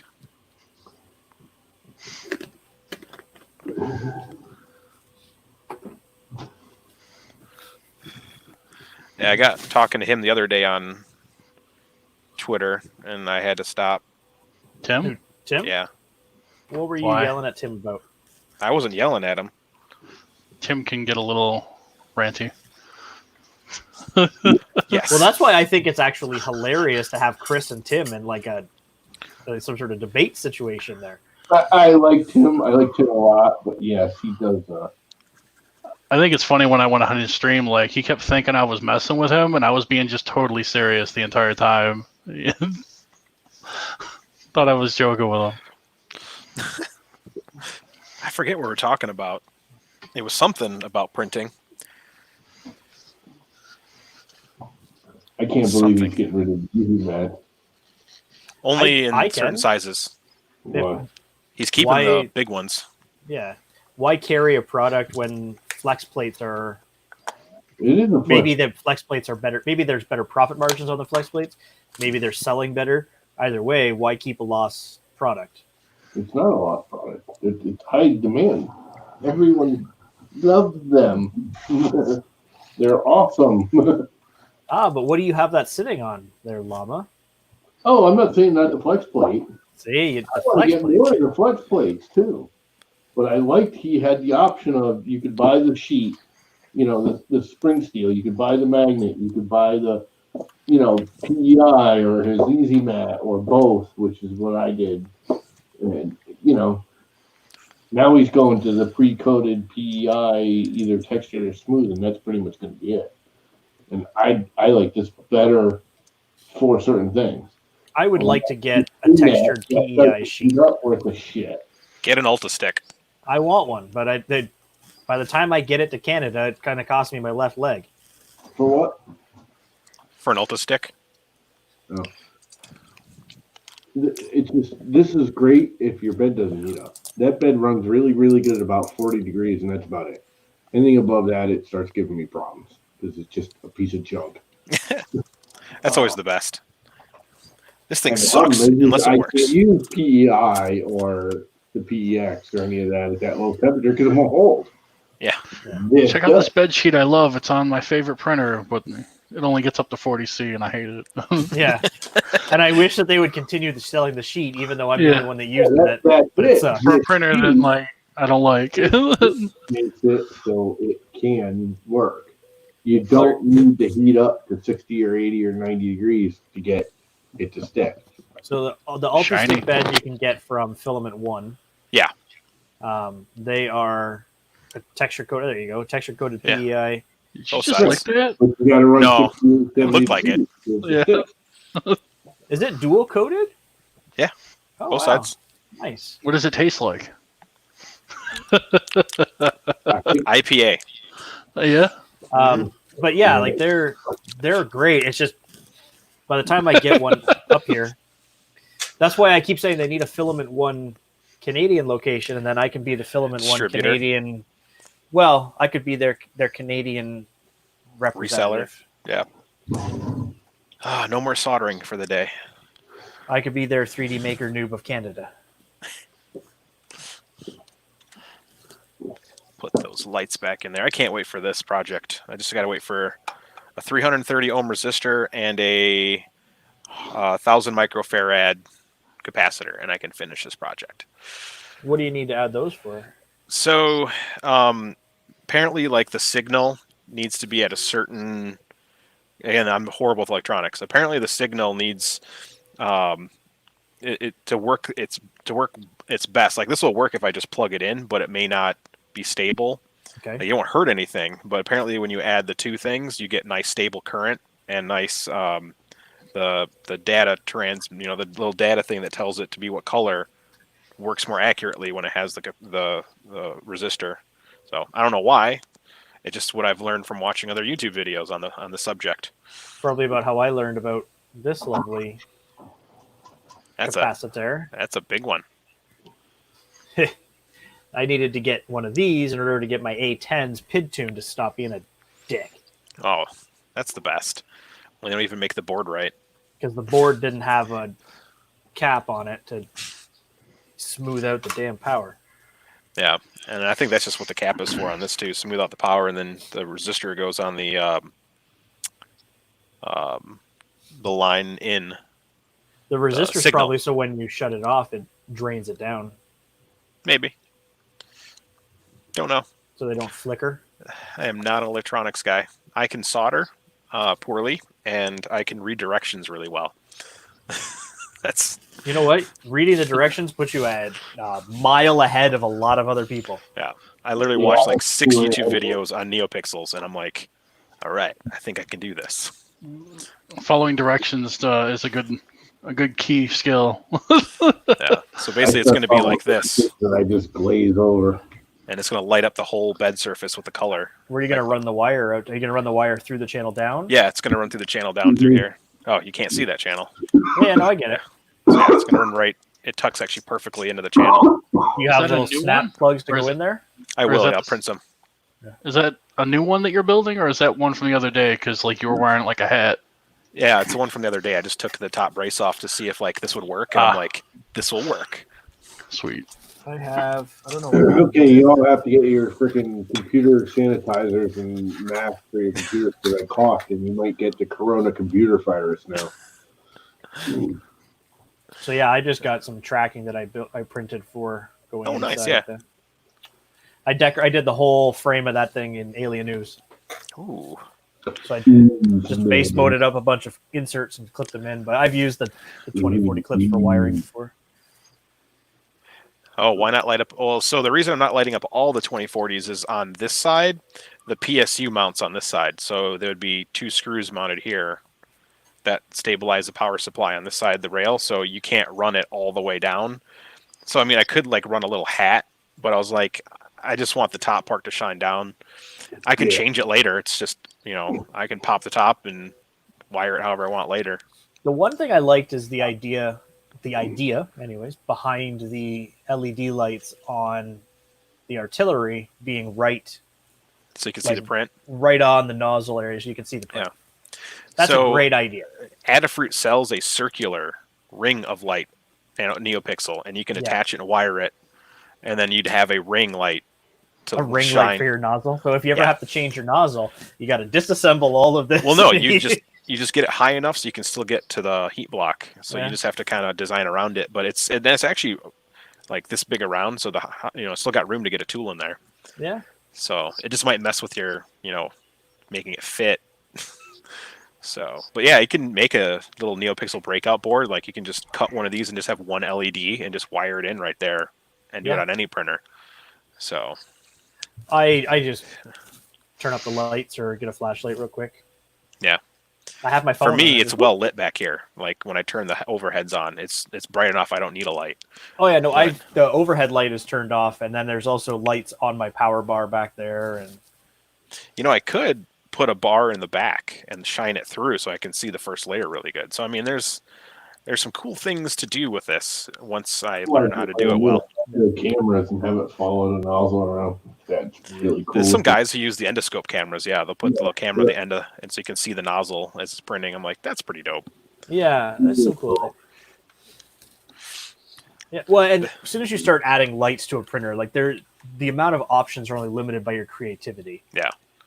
It's a matter of how you want to run it, where you can run it, and how you want to run it. Like my original idea was to underlight, so that way it was like a car, like you put the underlighting. I had underglow on the A30 when it was an A30. It had blue underglow. Yeah, and I'm like, this is like Need for Speed Underground 2 right here.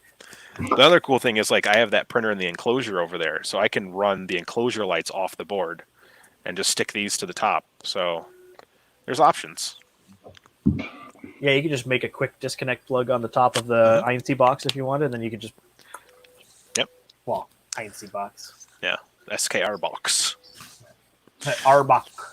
Yeah, so this is basically just for learning. Like, once I do this to 4 printers, I should be smart enough to be able to communicate how to do this and figure out other cool ways of doing neat things with it. So it's just doing it. Ooh, Mr. Buttram says Ziltech has 7 NeoPixel circle board. Yeah. You can get them on Amazon too. Like it's a common, like that 7 LED circle light. It's a really common NeoPixel setup. Just don't order it off DigiKey. It's like $40 off of DigiKey. I love DigiKey and then I hate it because it's like minimum shipping is $9. I'm like, all I need are 25 caps and 25 resistors. Yeah. And it's still $9. Yeah. Basically, it was $4, but I had to pay. No, it was $6 total was my bill plus $8.99 for shipping. I was like, well, you got to buy more stuff. That's all. But the thing is, so 90% of like any filaments I buy from the States or anything like that, it costs me twice as much money to get it here than it did to buy it. Between conversion and shipping, it cost me more money than the value of the product. Sounds like you need a friend just over the border, and you can just stop by and pick up stuff from him. Or he stops by once a month, drops off your hoard. Yeah. I just need a clear shipping lane from here to there, and UPS to look the other way. Fly across the border for you. Pick it up. That'd be fun. Or just like get a zip line. Like make it super illegal looking. Just like guy with a big backpack full of filament, just zip lines over your house. Well, so the idea was I was going to be going to Murph, and my whole idea was I was going to go down empty and just load up. And that plan's being changed. So. Oh, man. Let's see. Dan says, oh, yeah. Repetier is actually really fun. I'm glad you like that. They have a something week free trial, so it's definitely worth checking out. Is Repetier server like you got to pay for that, or? Yeah, you get 5 instances for $70. So it's not free like Octoprint, but it is definitely more stable and has more features. But okay, it has more features I want that I don't have to use plugins for, and then it has features that Octoprint doesn't have that I can't even get a plugin for. But then the plugins are the coolest thing in Octoprint. Like Octoprint itself is awesome. The plugins make it, that takes it to the whole next level. I need somebody to make a good baby stepping Octoprint plugin. It's already built into Repedia, y'all. You just hit the baby step button. Yeah, it's driving me insane because of this. Like, I don't worry about it with the other printers because they're all end switches and it's fine. But this one's got the auto bed leveling and just being able to just adjust it that little tiny bit. Just give me a damn button. Give me a live Z. Boop, boop, boop, boop. Like, well, that's right. It's free with no cams. There's a couple other features you don't get when you do it free, but the cameras are cool. Like, and what's nice is when you install the cameras, it's just you plug the camera in and you go add a camera, and it goes, oh, which camera do you want to add? And it'll just look for the USB port you have a camera plugged into, and it auto works. What are you running it on? So, like, how are you? You're just a Pi. There's a see that touch screen right there? Yeah. That's just a Pi with a 7-inch screen, and it's running 4 printers on that, and I got another one up here that's running 4 printers. Okay. Because I've got a Pi running 3 printers on Octoprint. Yeah, you can put 8 on a Pi. Just not 8 with 8 cameras. You can do 4 with 4 cameras or 8 printers, and they'll run. So, and if you put on like a cheap computer, you can run like 40 printers off one cheap little laptop or something. Yeah, I was debating that for a while. Firmware, you're just running the host. Yeah, I'm just running server. So not the firmware, because it works with anything, and I can even like send firmware updates via USB. So if I want to update my firmware, I just go to the firmware updater and update my firmware. We got that in Octo too. They do now. I've had it the whole time. I don't know. Could have been a while. Was it a plug-in or is it actually built in now? It's a plug-in. There's like 3 or 4 different ones. Yeah. I don't know. I just put my firmware on a USB. See, the thing is, there are some people, and I get it because like some people don't work or stay in the area where their printers are, so they've got a remote to them, or they've got like 4 over here and like 1 over there, and like mine there's 3 here. This one travels because it's being worked on. There's a bunch over here, and that's it. Yep. So I don't like to do the USB drive or the thumb or memory cards or anything like that. I use Octoprint even though they're just back there. But for stuff like firmware and stuff like that, I just spin around and grab the cord. Like I have a USB extension cable, so I will just plug it right into the computer from here. Yeah, that's what this is. Headphones plugged into. This is my normal. Like I'm going to plug in a printer and change its firmware. Work on it. Hardwire when I do firmware changes. I try to, but that won't plug in. I get lazy until Marlin allows like live firmware changes in the firmware. Then I'm still like, I guess I'm going to walk in and change the SD card. Yeah, I just find the file, like the PIO file off VS Code, and copy paste, and away I go. You lucky bastard. Vert, that's your next project, live firmware updating of Marlin. Yeah, I think that might be a bit above my pay grade. I will send you extra 2 liters of Diet Pepsi. Yeah. It's like I try and, do what I can and, what I'm good with, and sometimes I try and branch into new things, but. Don't be a hero. I like that they adjusted because of all the new configurations, so now you can do Quad Z or Quad Z, whatever. That's going to be awesome for everyone that's doing Core XYs with cantilever beds. Or if you want to absolutely stabilize the gantry, if you're going to do, because Josh is talking about stationary bed moving gantry. Yeah. Keep less mass moving. But you want to make sure that thing doesn't rack up. If you can adjust and move 4 screws. Yeah, that's why that's why Railcore went with, it's more than one reason why Railcore went with Duet was because they had an independent Z. So you can have 3 Z-axis motors, and then you can level the bed. So you probe nearest the motor points, and then it would mechanically level the bed, which is crazy. I It's got super cool. I got the G34 running fine on this one.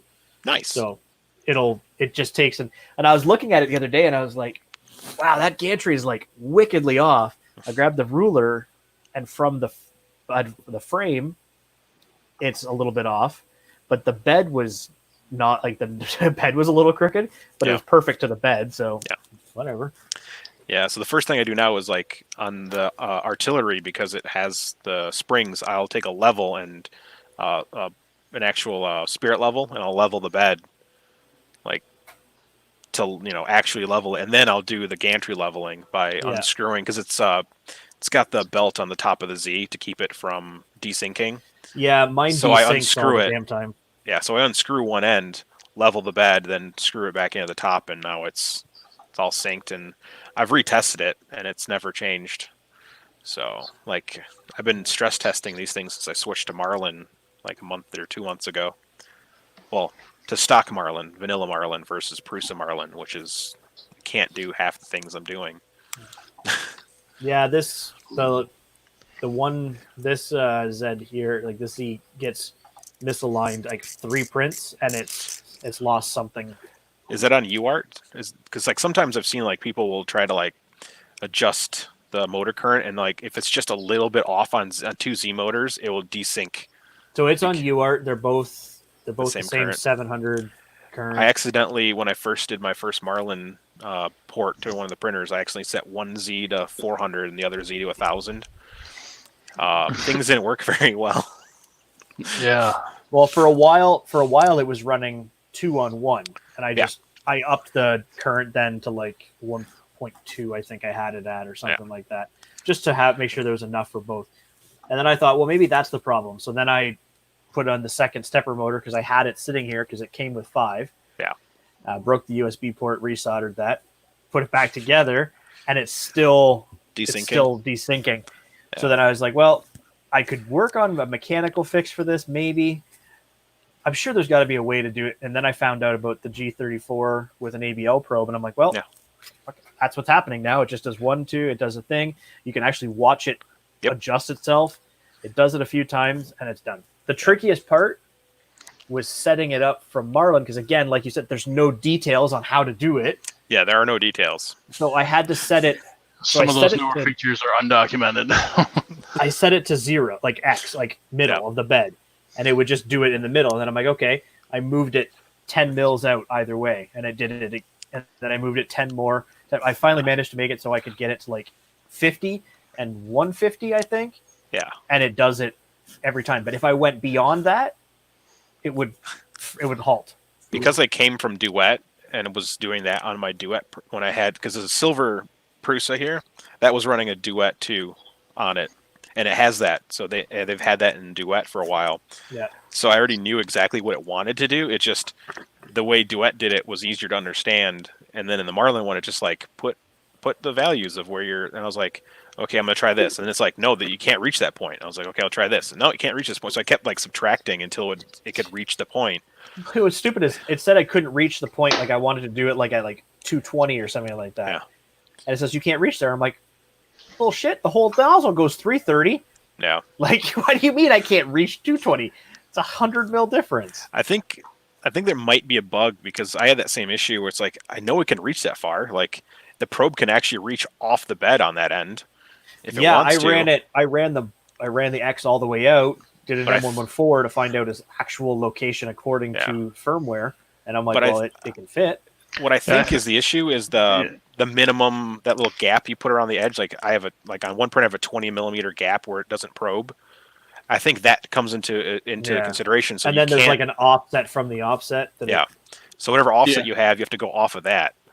So I went to 10 millimeters, and then I just subtracted 10, and it fit. So instead of 255, I had to go down to like 240 something, and it would do it. Yeah, because the math factors in your XY probe offset as well as your like min probe edge or inset as well, and that's all combined, and you have to stay that far away on all sides. Yeah, it was the same as when I figured out that I was trying to run the nozzle up to like 260 or something like that, or 270, and I'm like, Why won't it go any higher? What is going on here? But Marlin was set for like 275. Yep. And I'm like, okay, it's set for 275. What the hell is wrong? Why won't it get to 275? And then I started reading, and there's that 15-degree safety parameter. Yeah. So if you want to go to 275, you have to go to like 290. I'd set for 300. Yeah. Camara. It'll handle it. Yeah, it should for sure. I mean, the only issue is the aluminum block won't handle anything above 275. So don't melt the block. well, the block won't melt. It just gets soft. So if you have when you tighten the nozzle when it's warm, and then you heat it past that, the nozzles start unscrewing. So a lot of people will print with their E3D like standard V6 hot end with like PC at 280, and then all of a sudden the nozzle starts unscrewing, starts leaking. They're like, I know I tightened this. It's because the block grows and gets soft. Actually, in the Hemera literature, I don't know if you remember, that actually says follow the directions here to set your 300, yada yada. Yeah. And when you nozzle tighten, set it to 275. Yeah. So they want you to go to the upper limit of what it'll go to. Yep, to and expand tighten it on that. Yeah. So if you print above that, it's going to start loosening. Yeah. So or add it, which they don't explain that. I actually had to email E3D. I'm like, what is the max temp? Because people are like, oh yeah, the E3D V6 goes up to 300 degrees or 400 degrees. I'm like, not with the aluminum block. So I emailed them like, yeah, 275 is the max you should be printing at, 280 for a little bit. But I was like, this should be on your website. Yeah, I clogged a hot end with some PETG carbon fiber. It was printing. That stuff's nasty when it clogs. It was having a hard time printing at 260. 265. Yeah. It started to flow. It started to flow decent at like 265. It started to actually come out, and then something happened, and the hot end clogged up. And I'm like, well, I need to get this out. Like, I got to disconnect this. Yeah. I don't mind doing the bench torch. I got to torch it on the bench, like table cleaning up. That's fine, but I got to at least get the hot end apart to get it over here. Yeah. So I'm like, I got to get this thing up to 280. Like, I cranked it. Yeah, that whole thermal expansion thing is an issue. I had to. I tossed the nozzle in the garbage. I couldn't get it clean. So I bought an off-brand CF PETG one time, and it got clogged. And when I basically what I did was I heat it with a torch and kept doing cold pulls by hand. So I'd heat with the torch, shove cleaning filament in there, wait for it to cool completely, and I was just pulling out chunks of carbon fiber. Because it had a ball of just like a nest of carbon fiber. Like there wasn't any plastic, just a ball of carbon fiber. So you can't burn carbon fiber. So you just have to sit there and just keep a torch on hand. Yeah. You need a lighter. Not with CF PETG, you don't. Yeah, no. This one has so much. There's such a high content of CF material in it that you could sit there with the torch and expect it to get like. Okay, you want it to get gooey and runny, and maybe you'll just let it drip out. You're just dripping the PETG out. You're just making the carbon fiber more dense. Yeah, and I'll sit here and I'll do cold pulls. I don't use cleaning filament every time. I'll just use just filament, just stick it in there, just give it a yank. But I sit there. I got it in the needle nose pliers. I heat the thing up. I stick it in. I'm pulling it, and I'm doing that forever. And then all of a sudden, then it's just. There's nothing else coming out, but I still can't see daylight. I'm like, well, that's it. I've wasted enough of my time. It's not fun. Maybe just throw that nozzle away and grab a new one. I did, but it was a hardened nozzle, and it was unfortunate because I don't have... That hurts a little more. I don't have the money to throw around on this stuff. The best nozzle cleaning filaments. Stick TPU in there, let it cool right down, yank it, and you'll hear it snap. It'll pop everything right out. Oh, I wish. Once that CF gets compacted into a ball, I want to send Llama a nozzle full of CF. I found a TPU where it's flexible; it grabs everything. Yeah. Well, the thing is, like the issue with the CF ball is the ball actually impacts like everywhere, so you can't get any filament in it. Yeah. So you're just getting that edge. So you're just pulling. You're pulling fibers out. Yeah, just putting a little fiber, and then you stick it back in, a little bit more fiber. I would love if it can get around it, but all of the plastic and the resin melts out, and all you have left is a ball of fiber. Like even trying to use a needle to clean out the tip, right? Like it just doesn't. It just slides through the fur. You're like, oh, it's running through. So you throw the nozzle back in because you're running through now. Yep. but you can't tell because it's a hardened black nozzle. You've got black buildup on the walls of the nozzle. Once you print, it just clogs right. But it's 2 minutes later. I will never buy cheap CFPTG ever again. Like I buy Atomic, and that's it. Like I'll test other stuff, but I'll throw a nozzle I don't care about on it. Yeah. Like, because it took me like 30 minutes to an hour to declog the last vanadium nozzle that happened on. You just locked up, Chris. Is he going Scooby-Doo for everyone else? Who, He's me? going all Mr. Roboto on us. Yeah. That's a good look for you. Is it better? No, I don't know. Your eyes open yet? your eyes are closed, and you got like one hand up. And... The nice part about having your stream is he can just come right back. there you go. Hey, there you go. Yeah, there you go. All right. Just like derped out.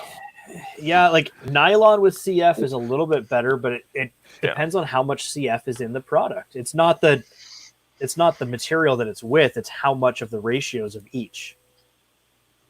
Yeah, because it just the Atomic uses less of a ratio, which is like most of them are going for 20. I'm like, it literally prints like matte and dry, and the corners are always like really crappy and just not my favorite. And you can't run any cooling on it, so any overhangs or any corners just get all puddly. Yeah. That's why I like Atomic. Like they found a number and they stuck with it. And I'm like, please never change your filament. That's their carbon fiber is a filament that is on my bucket list of filaments. You see that stack of spools that goes to the ceiling? That's one printer's worth of CFPTG that I printed last year.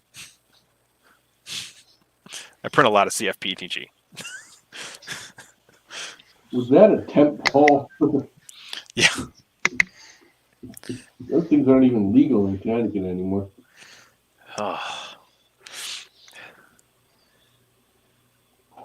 Oh man.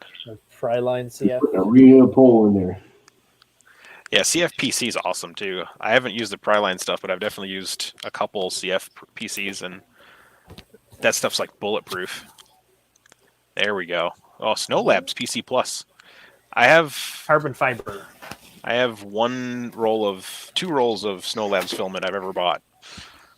So, well, it's great stuff. Plus, because Noman or whatever his name is, yeah, he's doing a deal right now. If you try the PC Plus for the first time, he sells it to you at half price to let you try it. So, and this is their PETG, the royal purple PETG. Yeah, I've used their color on it. Amethyst. It keeps falling off the table and breaking. Glue it back on. Dan, I don't have any PETG glue. Yeah, no, the PC Plus is pretty nice stuff. It's just do it in a well-ventilated room, man. Do not just do it in your basement and sit down there. I can touch my resin printer from here. I'm not worried about smells. It's not the smell; it's the actual nasty. That crap will kill you. Polycarbonate will kill you. What's the nanopolymer for, Chris? When I print nylon or ABS or polycarbonate, I put this on the textured bed and it'll hold it down. Okay. The PC Plus, I put glue stick on. Yeah, PC need glue stick for sure. PEI in it. Glue stick on PEI, and you'll lower it a little bit into the bed for the first layer. It worked like a charm. I didn't have any problems with it. Or Garolite, because it'll stick to Garolite. Right. Well, I don't have Garolite and can't afford it, so that ain't happening. Glue stick's cheap.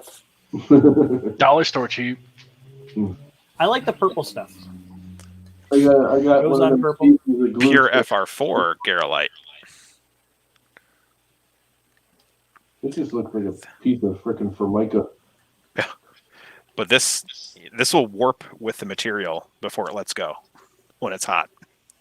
Well, that's the one that you got to watch out for. If you got a magnetic bed with the PC Plus, yeah, it pulled my bed right up off the magnet. It just yanked it right up. Yeah, PC loves to be in a heated enclosure because if it's not, and you print something long, it'll be like, "I'm a moon." No, the PC Plus is he's got like an additive to it so it doesn't warp as bad.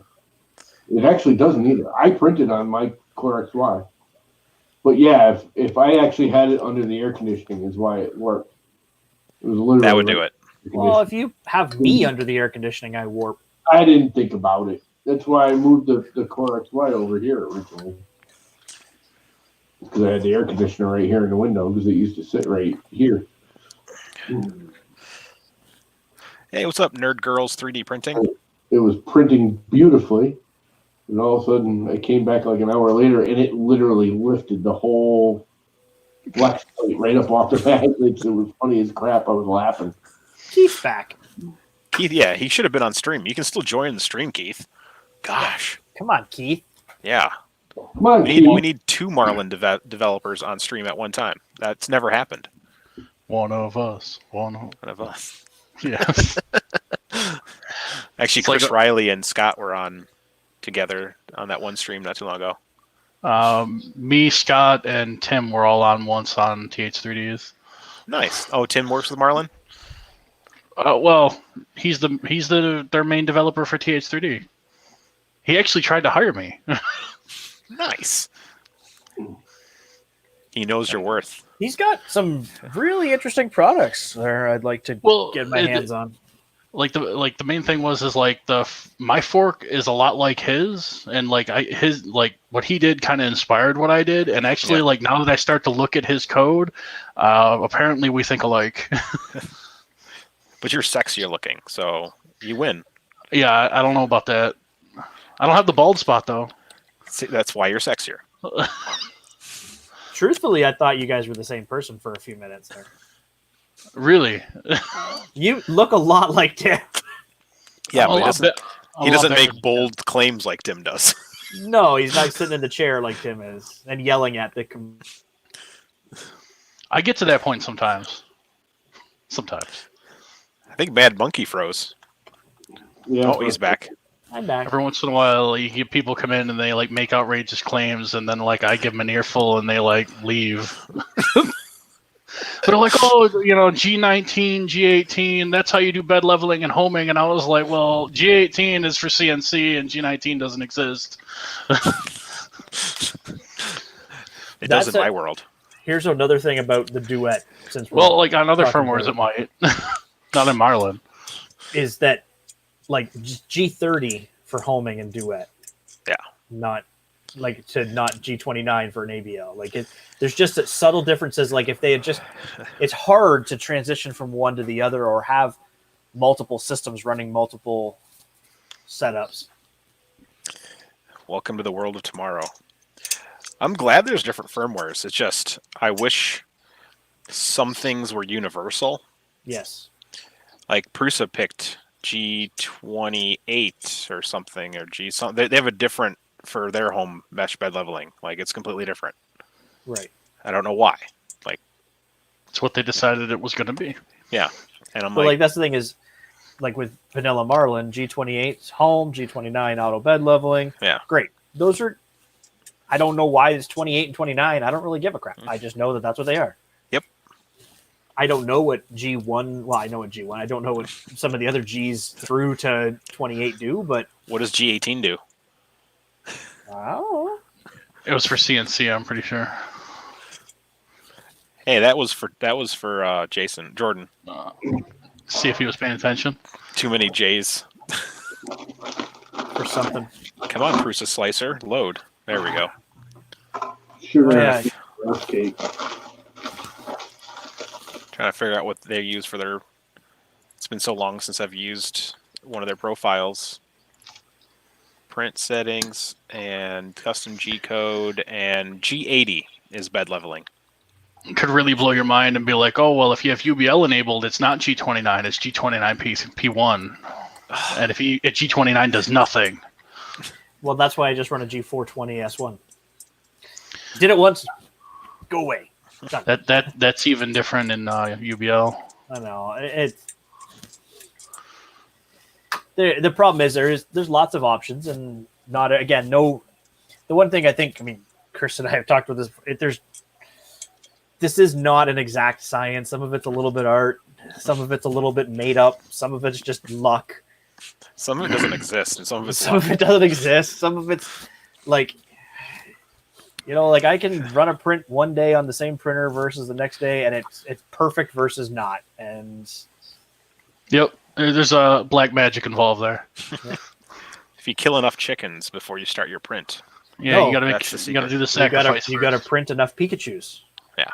or play on X, you control your printer with your wireless Xbox controller. And just You have to Move sacrifice your Y, failed prints by X. smashing with a hammer.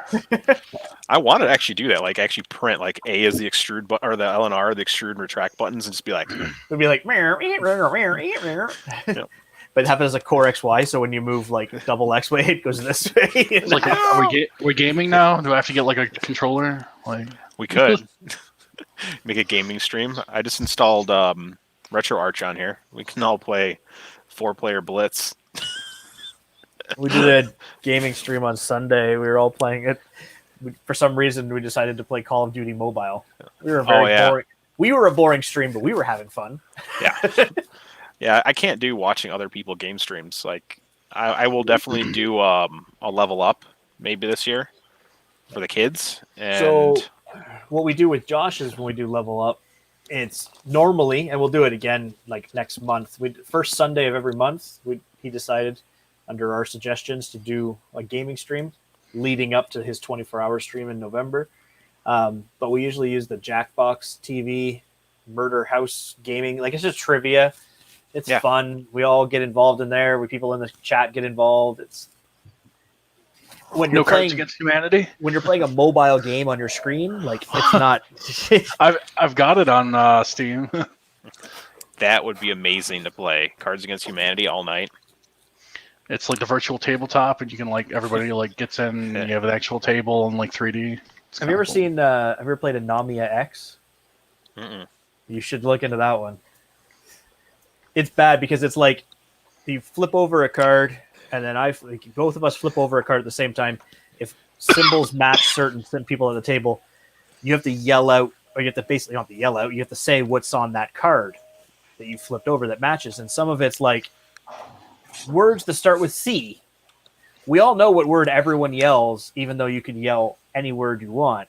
There's all kinds of but there's all kinds of they're just funny, and it just really gets going pretty funny. We could play without anything. There's that one game. Where is it? It's like my gaming selection is a little limited because I'm a Linux user. But Proton has opened up a lot of doors. So it's like half my library natively works now, and then a bunch more just sort of. Why do you want to run a system where you're like, my computer runs kind of it? Well, my computer runs great. It's just the gaming aspect. It's getting there. I played Path of Exile the other day. I can't see it. Is that headbands? It's a phrase party, so it's the game. Yeah. Yeah. Enable camera and microphone permissions. Oh, damn it. Place on forehead.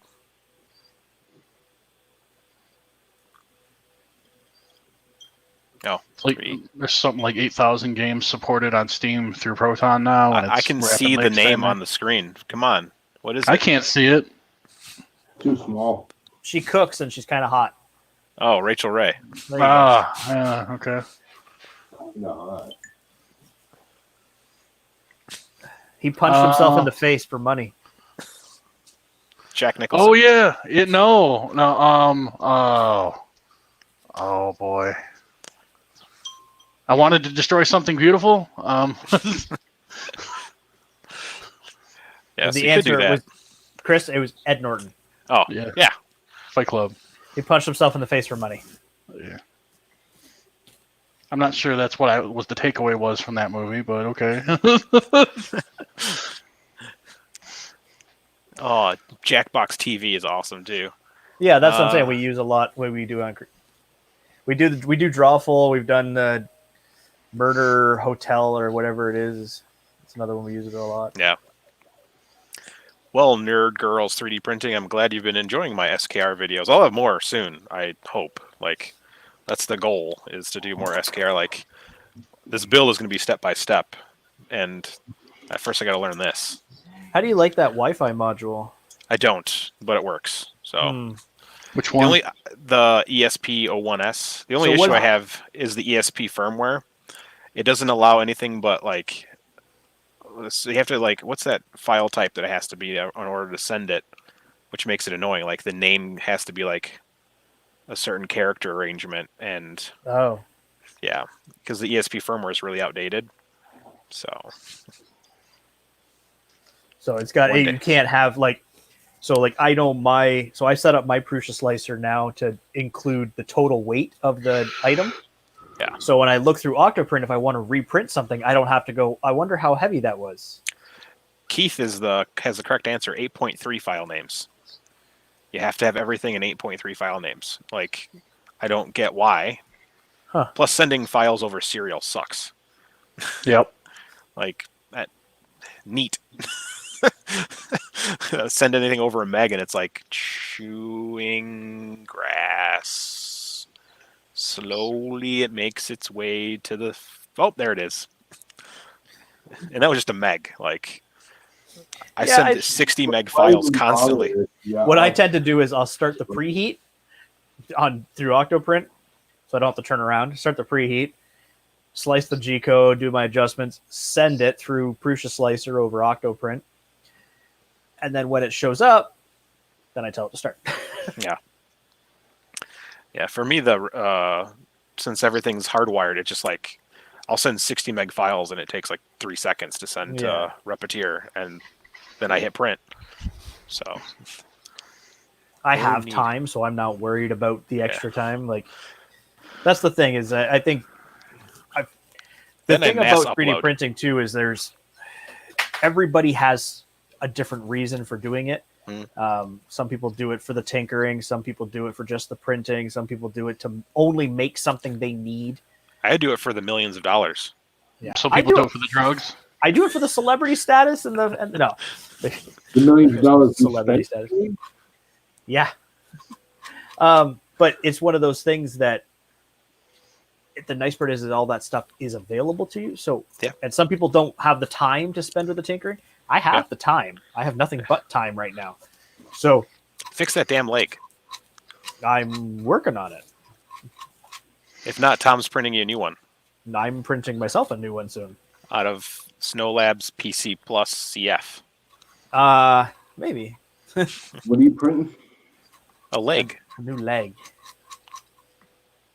Like, But yeah, so it's nice that there is all those options available. But the part that gets troublesome, and this is again kind of the way things have gone these days, is everyone has to chime in to say no, it's supposed to be this way, or no, you're Yeah. supposed to enjoy it. No, like there are people out there who do not want to fix their own printers. Yeah. That's fine. no, that's not fine, but I get it. But it's They not, can pay one but of it's us okay. to fix it. That's all. Yeah, Yeah. like I don't agree. I think if you're going to get into it, you got to get into a little bit of all of it. Yeah. But it's still too new of a hobby to be. I'm going to buy a machine and stick filament in it and hit print and go. You're Yeah, going to have to maintain it. There Not are- an appliance. there are some printers that are getting like that, though. sort Not a of- toaster. Yeah, we're not appliance level, and I don't think we're ever going to really get that close. Yeah. I don't know. I bet you can. There's some that are getting close. This adventurer model, it gets pretty stinking close. Flash print is actually a half decent software. If you know enough about slicing, you can do it pretty quick. And Yeah. The problem is it doesn't. It's missing that first initial step of not having to have the base information to start. In order to do anything in 3D printing currently, you need to have a base understanding that you don't just grab a file off Thingiverse and click print. There's Yeah, that's what do you mean you can't just like hit print? right. I can't just like download the STLs to my you SD get all card these, and you get all plug it these in. posts on Facebook. You know, my print. Why won't my print run? I've got all these STLs on the file, and I don't understand. You can go to prusaprinters.org and download the G code for the file.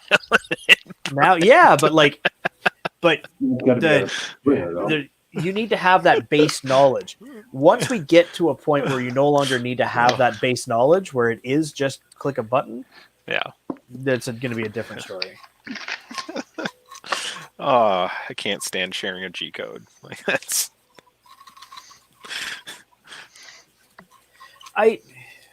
To some extent, because of their type of machine, it's kind of like Apple, right? It's their environment, and it makes sense to share it for their printer types. But Yeah. like if you share a G code with me, you know what? I'm gonna read it, not print it, because your printer is totally different than mine. Yeah. But if you had an MK3 and I had an MK3 and you wanted to print the same thing I did and you didn't want to tune it at all, I could send you my file and it would work perfectly fine. Well, filament. If we had everything the same, It should, yeah. But right? A lot of people are still going to download it and be like, well, I'm using this Hatchbox PLA and it came out like trash. And I'll be like, sorry?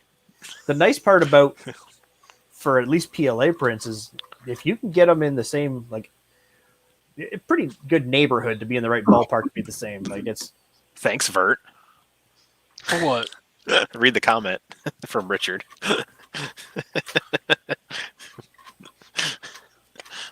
Oh, way to go. All right. Well, I'm going to cut out because I'm old and tired and going to bed. Oh, Yeah, you are. Yeah, Old and he's one of my guys, and he's decided to recruit me, and like, oh, you're just gonna take care of this for me. I'll give it a go. I've never used one of those boards before, but All right, Tom. By the way, thanks for the sticker. It's right there. Bye, Llama. Your hollow sticker's right there. Is that the hollow one? Yeah. it's like I can't That's imagine. Those Did came you- out so good. Are those sticker mule ones? Yeah. How do you like them? They're pretty good. The only real bitch I can have is they're not split back. Yeah, it takes a while To to get it started, man, have a utility knife ready and make sure you're like taking like 6 Valiums first. Because I just you're got... gonna get frustrated.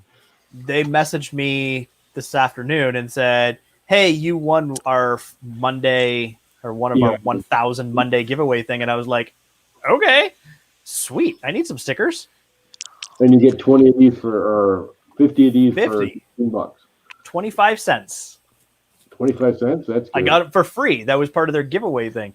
So every Monday, I guess they give away 1,000 of them. Well, I did these. This is how I got it. I did these little ones, which sucked, and left them in my cart.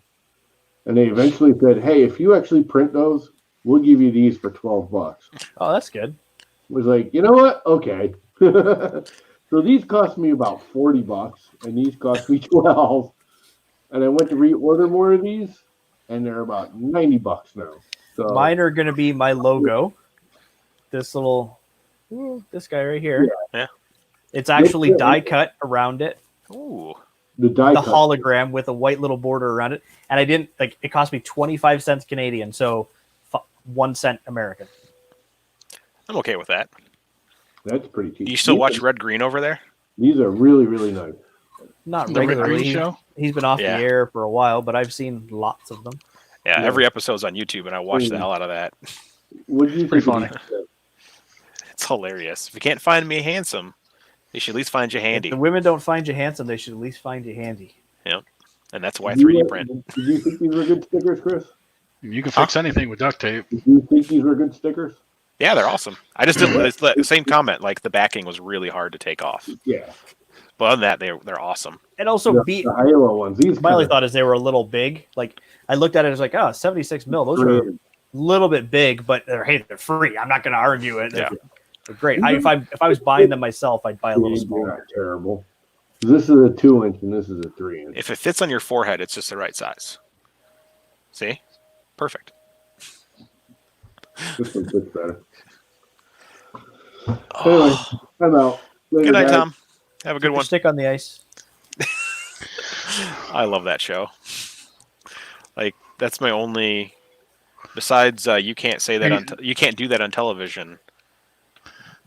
Red Green's like my only connection to Canada. Huh. Yeah, he's saying keep your stick on the ice is not what you think it is. Well, sounds like something else to me. No, it's totally a hockey thing. I mean, you can. Keep your dick in the ice. Yeah. Okay.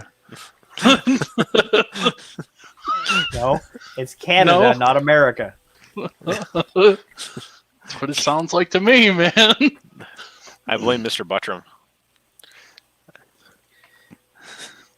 His name is literally Mad Monkey. Like, he doesn't have a different name. I do. Whoop. What? You can make your own little fancy things? Whoop. Are you coming in through... Oh, you're coming through XSplit? Okay. So I can also... That's how I have my logo. Yeah. It's great if I want to like hide something. I'm like, I'm not working on anything back here. Just put it right over your face. Be like, you can't see. I've done that for a while too. Just It follows. no, that's me. Oh, He's damn. dragging it around. But it's nice too because Josh will be like, "Oh, do you want to do like an outro or something like that?" I'm like, "Yeah, sure." Nailed it. I need to do that. That's why And I built then- this for streaming PC, was so I can do cool stuff, because unfortunately Apple has very little in terms of streaming software that's free. Just a tip. Just the tip. Yep. Oh wait.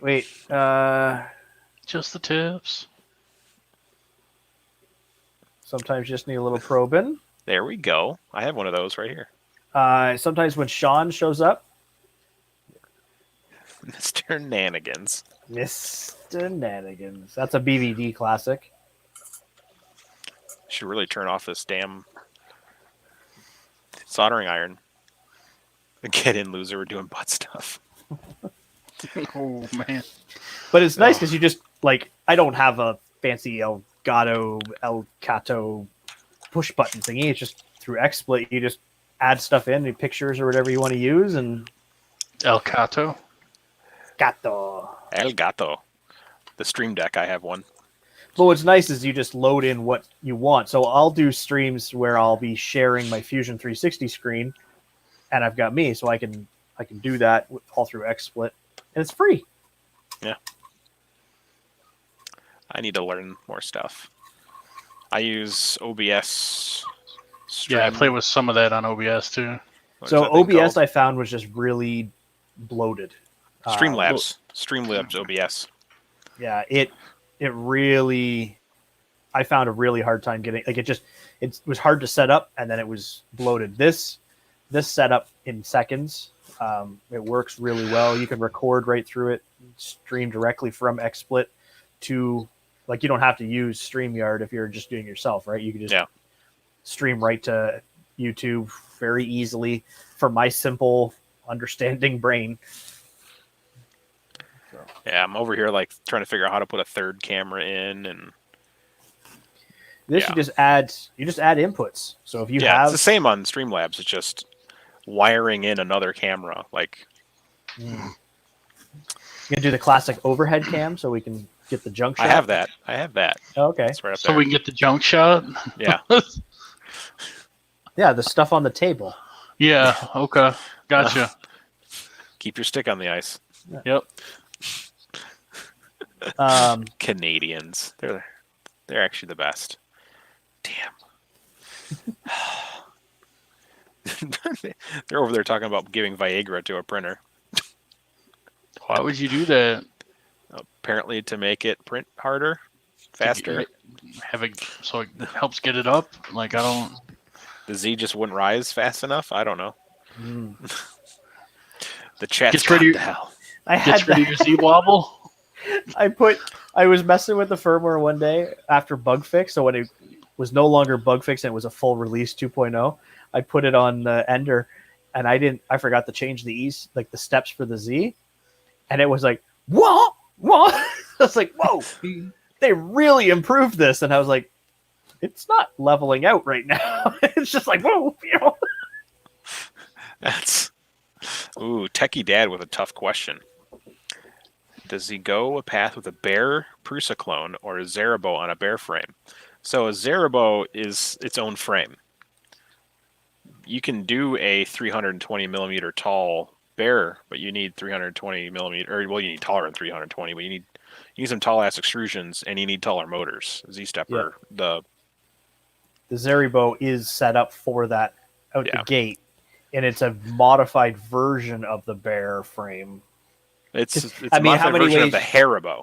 Yeah, Haribo was the first 3030 because it uses 3030T slot versus 2040 V slot. Right.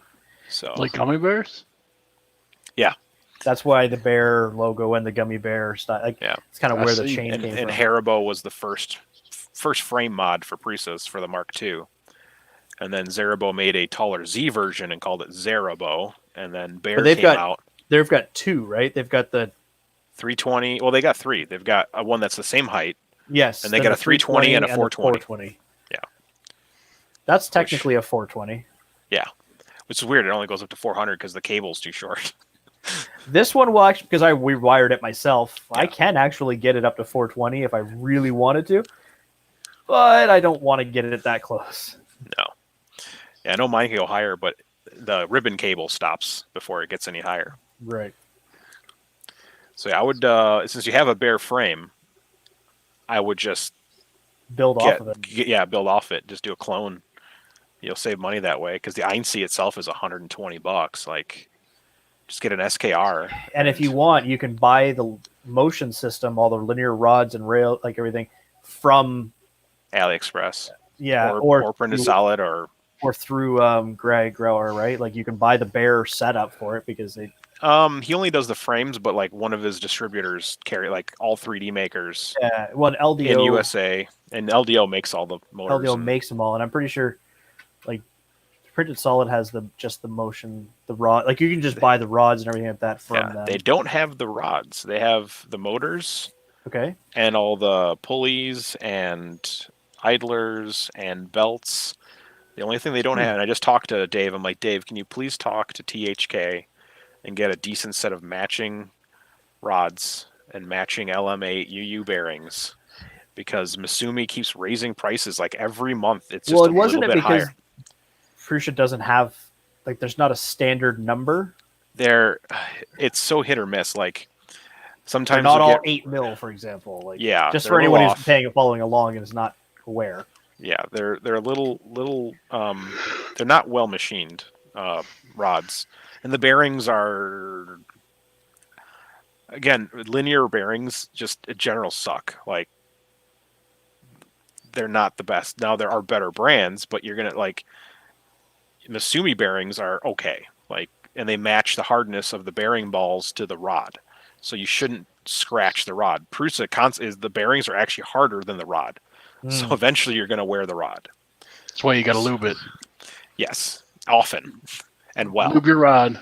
Mm-hmm. Never lube tap a dry hole.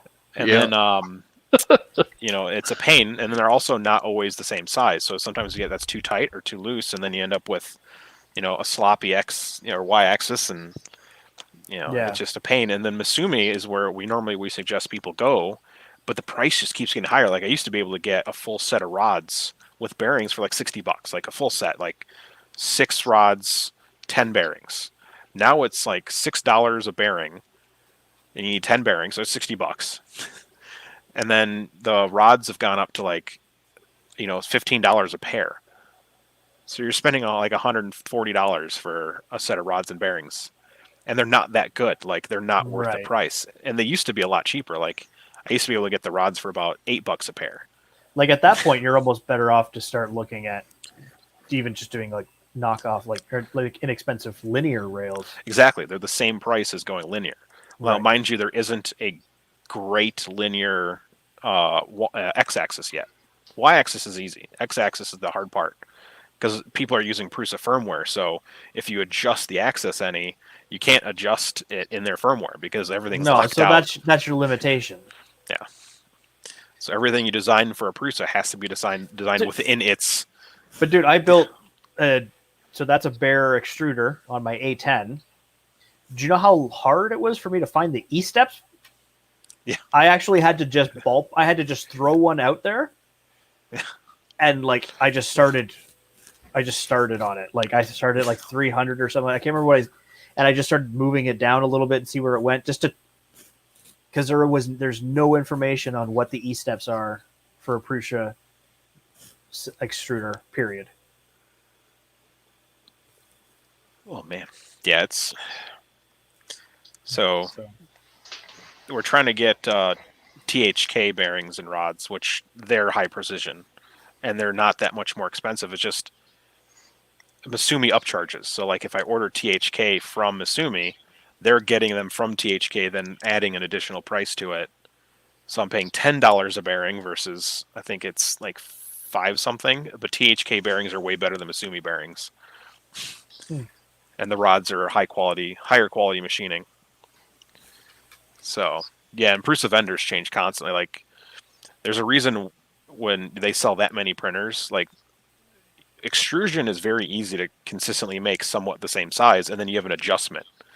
You have that one eccentric nut on every, axis that you can tighten. So yeah, I'm sure there's a little fudge factor there. Yeah. So you can always adjust. On a ball bearing and a rod, there's nothing you can adjust. Like you're screwed. If the rod is too tight to the bearing, it's just going to wear out faster. If it's too loose, you're just going to have slop. It's Well, I wonder how, like, too as well, like with their growth, I wonder if they've had a problem with keeping up demand, like that suppliers that they originally had or suppliers that they then added on or vice versa, can keep up. Yeah. Sean, THK is the same price for individual sale, but if you order as a business, you get a different rate. Always get a different rate if you're a business ordering in bulk. Yeah. That's the other thing is like everyone's ordering from Misumi, they're 10 bearings, no break. You have to order like 100 bearings to get a break. Whereas David would order 1,000 because he's gonna need. He was gonna order the kit, so he would have a kit. So, yeah. Hey, it's Devin. Yeah, Devin, you can join in. I think I sent you a link, didn't I? Oh, I got messages. Oh, I didn't send one to her, so let's send one to Devin. Devin, where is the Devin? Search for Devin. She's on Patreon.com. Who isn't on Patreon.com? I mean, I'm like the third page on Patreon.com. Is that like a joke website, kind of like Naked Ron? Yeah. Okay, just making sure I'm with it. It doesn't fit. Butter. Oh, there we go. Buttereon. .co. .co. What the heck, man? .ca. .co. .canada. .tv. What the heck is the size adjustment on this thing? You have to give it less Viagra. It'll shrink. Yeah, apparently. You need to get it It's called Myagra.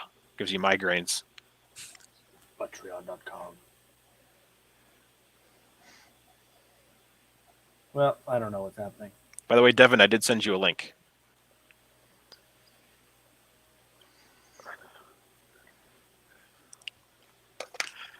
My lady was in the chat earlier, and I was like, "Join the live stream." She's like, "No."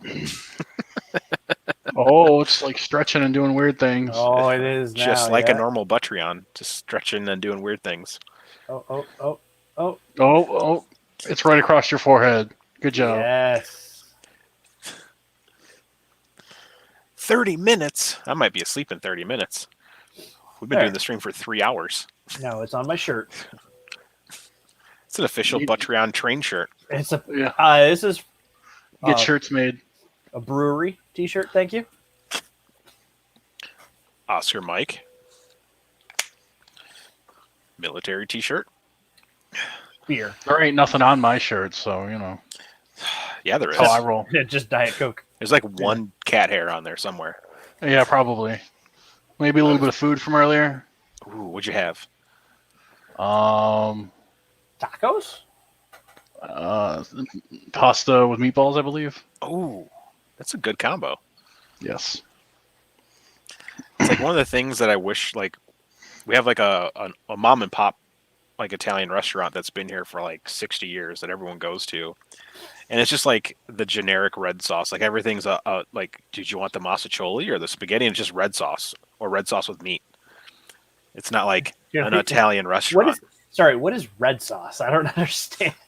Red sauce. Like marinara, like just regular pasta sauce, like the stuff I buy for $2 in a can that I feed my children and myself because pasta it sauce. Works. Yeah. I'm not a restaurant. When you go to a real like Italian restaurant, they have more than just red sauce. Like you'll have multiple different types of red sauce, and you'll have like a vodka cream sauce or a garlic butter sauce or a bolognese, pesto. You'll have options. This place literally is like, if it doesn't come covered in red sauce, it's not Italian. And I'm like, okay. So, driving and streaming is legal, Devin. That's actually a requirement in the state you're in, is to stream while driving, so that way they can tell if you're driving correctly. Now, if only I could get it to do this scrolling on its own. Is it changing color? That's cute. I'm moving my mouse around the color selector. Oh, yeah. So I was like, that's awesome. I need that to do that. Script it out. Yeah, I can do that for my background lighting, but I can't do it for anything else. Change direction. I got the remote. I can even set up to like mimic sunlight, so when it's why is it so dark? I must have pushed the wrong thing. So like I can, like, throughout the day I can have it do crazy things. Oh, that's just so dark. Yeah, this is all I can get my lights to do. That's actually pretty sexy. I can't actually do that without standing up in my house. Oh, I can tell Google to turn on half my house. I can't do the Google Home thing, like, or Alexa. I'm like, girl, I don't want anyone listening. What do you have to worry about? That's what do you have to hide? All of it. All of it. That bad, huh? Yeah. Okay. I don't want people to know the secrets that I have in my basement. Yeah, this is just one of those simple. All the secrets to like maintaining and getting a beard to grow that long. Yeah, pretty much. But if you watch on stream, he will tell you those live in person. So yeah, that's different. I don't want it to and be it's recorded, and it's recorded Trade on secrets. the internet for anyone to watch on a Google platform. Right. Yeah, So, Google's Either way, they listening, got it's it. just Chris doesn't think it is. Yeah. I just don't want it in my house. Chris's secret bunker, you mean, not basement. There's not much bunker. I have a tiny little fridge that holds 35 millimeter film in it. The sub bunker. The basement's actually upstairs. Yeah. And the attic is the house. This is when you dug underneath your base. Like it's a trick. It's a false basement up there. Yeah. We just woke up their Alexa. Is Alexa ordering toilet paper? Google, or hey Google, order all the things. Hey Alexa, order me some toilet paper. Oh, you just I'm sorry, totally, we're sold out. Just totally messing with people's stuff. That's the one thing I like about my Google is like, so I've got a friend of mine who has a daughter named Alexa, and they thought it would be a good idea to buy the Amazon products that way. And I was why are you doing that? Seems like a really bad idea. No, at least with Google, you have to give it the activation sentence. It's not just Google. Yeah. You have to say, hey, Google, or okay, Google. My phone. The Oscar Mike guys, they have Alexa all in their compound, and I'll just walk around and be like, Alexa, play this. And it just like starts playing this, and they're like, really? You're messing with them? Like, Alexa, play Diggy Diggy Hole. Yeah.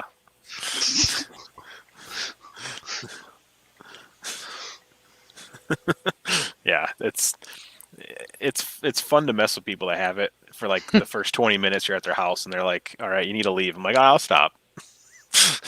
Like, we're not playing Nintendo 64 unless you quit, Chris. I'm like, all right, fine. So my neighbor has this, and when we were hanging out drinking, if anytime anybody gets on their phone to ask it something, like we're talking about something he wants to find some information out. As soon as he pushes the button to start talking, my neighbor Doesn't matter whether it's a guy looking it up on his phone, a girl, his wife, anybody. He'll just yell out, "Big black dicks." So then it picks that up, and you're like, come on. Now that's in your search history. Yeah, my dad and I do that all the time. Like he'll use Siri all the time to like set a timer. Like that's just his thing. Like if he's gonna go for a walk, he sets a timer. So he knows like, okay, I did my 30-minute walk or something. And I'll always just try to say a different number. And he'll do the same thing to me constantly. Like that's our like one thing with technology that we like it never works. Like it doesn't recognize my voice and mine doesn't recognize his voice, but still try. Mm-hmm. Yeah. Someone actually did that. Paul just said someone should have Googled his Mark III, and Matt from our Facebook group, he set up his Google Home to operate his printer. So if he wants to like a filament change or something, he can tell it to warm up or yeah, sure. Well, like so my neighbor, he left his phone unlocked one time, so I went onto his Amazon app and I added a ton of dildos and everything I could to his cart. And then I closed his phone. And then you wait till later and you're like, hey, Google, order all the things in the cart. Yep. Oh, boy. I don't want that in my house. Because sometimes I'll just add stuff to the cart. Because I'm like, okay, maybe I'll order this. And then I usually add it to a wish list or something for later. Because it's just like, in my head, I'm like, okay, I'll have this project and I'll need this tool for it or something. And I'll put like a $300 item in there. Like, I don't want anyone. You know how much stuff gets put? I'm looking around. I just add it to cart, and then I go in there later. I'm like, I'm not actually going to order that. So save for later. Yeah. Save for later. Save for later. Delete. Save for later. Yeah, it usually ends up save for later or in like a cart for a project. So, yeah, Matt from the producer group. Matt Harrison. So it was integrating his, I don't know if it was Google or whatever, to his printer through Octoprint or something weird. Smart people stuff. When I only had the one printer, I had it on a smart outlet. Yep. So when I would use the camera, the Wise Cam, to remote into the room, know when the print was finished, and then I'd tell it to turn off the printer. Now I know better, and I don't have to do that because I don't really care. Yeah. I see a little white box. Yeah, it's a smart plug. It's a TP-Link smart plug. Nice. I like their smart plugs. Did you hack it? No. Why not? I don't know. I'm not a hacker anymore. Hack all the things. I have smart light switches, garage door opener, thermostat. We lost him. He hacked something. I guess. He hacked his internet line. Yeah, I've got smart light bulbs. I've got some smart plugs. I want to change out some of the outlets. What happened? The computer went to sleep. Yeah, you should. You should adjust that. You know what's funny is I don't even know how to do that. Like I'm a Mac user, and my patrons help fund building this PC so I can stream and do videos and stuff. And I'm still learning how to use a PC again. That's fun. So where do I adjust that? Just I would hit start imagine and type like power. Control panel of some Honestly, kind. they've made it stupid proof now. So like you just hit Windows, start typing what you want. So like I have a spreadsheet for my filament, so I know what I have. I don't even have to go to the file to open it. I just hit start typing filament, and it's like the second thing that shows up because of a recent document. Click on it, and it's there. Let's see. So auto bed leveling, yes. Power settings. Oh, power. It's always kind of settings. irked me that they call it auto bed leveling, but it like there's nothing really like per se auto about it. It's more like assisted bed leveling. Automated. Yeah, maybe Not automatic. Yeah, as everybody's like, oh, it's automatic. It's gonna do it all for me. It's gonna be great. It's gonna be super easy. It's like, not quite. See, on my Mac, I have a program called Amphetamine. And like if I'm streaming from my Mac, I'll just hit Amphetamine and turn it on, which just doesn't allow the computer to go to sleep until I turn off amphetamine. Or if I'm uploading something, I'll be like, okay, this should take an hour to upload, so I'll set it for an hour and 10 minutes, and amphetamine will keep the computer running for an hour and 10 minutes, and then it'll it'll allow it to sleep and shut down and stuff. Yeah, we have that in So- Linux. It's called caffeine. Yeah, the caffeine's on Mac too. Yeah. I just like amphetamine better because it has like some options I like. Well, and that's the thing is Mac is Linux with a better GUI It's Yeah, Unix. It's all Unix. or so- Unix. Yeah. It is a really nice GUI. Actually, the Linux stuff, I remember messing with Linux about like 8 years ago, and I love the GUI. Like, there's this one that I really liked, and I wish I would love to set up a computer with it. It's the one where it's like all of your spaces are on a cube, and you just rotate the cube to look at the other Isn't that- space. The first called- Ubuntu. That was Spiral, and now it's called Compise, I believe. And yeah, it's pretty readily available. I remember I loved it My buddy had a Ubuntu. because Windows 10 Desktop spaces something. sucks. Yep. I'm just gonna say that out loud. I'm Like, I running love- Ubuntu Studio, and I could install that.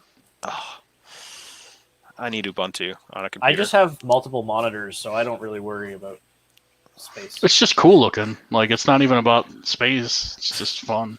So on my laptop, I love it because I need it on the laptop. I don't hook up. I'm like on the go, and I'm like, this one's where my Lightroom is. This one's where my Photoshop is. This one's, and that's how they open. Like I start my computer, and it's ready to work. Is it a Mac laptop? Yeah. Yeah, so you just pinch. Three Flex. fingers slide up, and then slide over to whatever I want, or Oh yeah, but then you can also do the 4-finger pinch four in finger grab. Yep. or pinch out to explode it open. And Yep. Yeah, I I use just those have moves for fun. something else, but I have buttons on my key on my. Yeah, I hotkeyed that to my little Yeah. whatever Logitech mouse. So this So- Logitech one has one that's right under your thumb, so you can just like roll your thumb onto it, and it'll explode view. you and your I- fancy mice, I don't even have buttons. I got forward and back. Linux doesn't need buttons. You use hotkeys. Yeah. it's This is true. also one of those dark field ones. I can run it on glass. I can run it on my Yeah. pants, like whatever. There's no. My I buddy run gave on it my to me. face. Just Yeah, no, like, you can. You my mouse is moving right now. Everybody does it. Mine's working too, and it's My buddy gave it to me. He's like, I've got this sitting around. You can have it. I'm like, dude, that's a nice mouse. He's like, yeah, I've had better. yeah. My iMac set up upstairs like super sexy. Like down here, it's just like a super mess. Like, and I went with like the cheapest, decent stuff I could get for it. Like, this is just a 4-button mouse with 2 buttons and then 2 other ones and a scroll wheel. Like, that's all I need. One thing I like This, about this this scroll keyboard's a wheel clicky key. That's all I wanted. is you can unlock the scroll wheel. Yeah. So you unlock it, and now it's like free ball. Like it just freewheels. It's just free balling. Free Yeah. balling. That's how I roll. He's just pantsless over it's- there. it's Just a really long shirt. clicky, or Yeah, you had Free no idea ball. the whole time. Just free balling it. which makes it really handy to for scrolling on Fusion or something like that. If I need to get Yeah. out, I just click and they go wee pop. I approve of this message. I'm gonna see if there's one of those timer things for see, is there an amphetamine for PC? Wow, this is probably gonna give me some really good. Make sure you get that e-meth. Oh, look at that, amphetamine. And it's on some weird website called Major Geeks. I don't think I'm going to download anything from the website called Major Geeks. Yeah, Oh, I'm pretty that's- sure no. that's okay. Yeah, No, that's Major Geeks is okay. Oh, that one's a okay. real. That's a real one. Yeah, it's like a green military. Yeah, Right? Yeah. That's a classic. Yeah. So that's again, where I'm not the geeks hang normally out. on the Mac thing. I just go to the Mac store, like the App Store and I'll be like, ooh, amphetamine, and download it. You're just downloading amphetamines from the internet. Got it. Can you say that into the camera for us? I'm just downloading amphetamines off the internet from Major Geeks. Yes. Oh wow. Ooh, they updated the version 3.0 on January 5th, 2019. Yeah. Eh. Maybe. But I'm your friend. Maybe. Maybe. God, these websites look so sketchy. I think it's intentional. It's like Major Geeks just looked like I was on Pirate Bay or something. Oh yeah, no, it like Major Geeks is taking it back to like the old school, like running Looks my like a pirate website life before I had a pirate leg. Looks like a website I made in high school or something. Oh, here we go. Caffeine prevent your computer for Windows. Wow. Yep. There's a Mac version.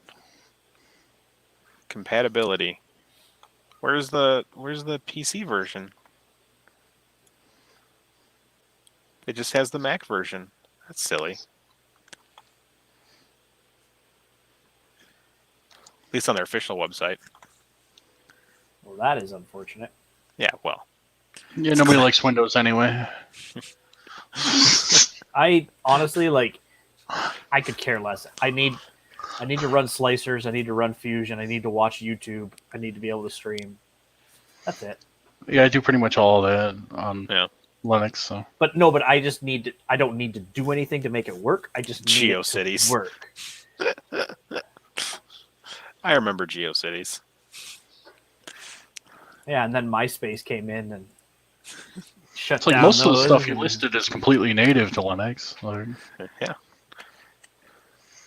Yeah, except for when I remember I bought, God, I went to Babbage's. oh god. And I picked up a copy of, I think Red Hat Oh yeah. from. Need some Mandrake, yo. Yeah, and I had no idea what I was doing, and I was like, "This isn't like," because all I read was in magazines like how much better it was than Windows at the time. So I was like, "Yeah, I'm gonna do this Red Hat thing." I think I still got the Mandrake like handbook around here somewhere. Make sure I RTFM, you know.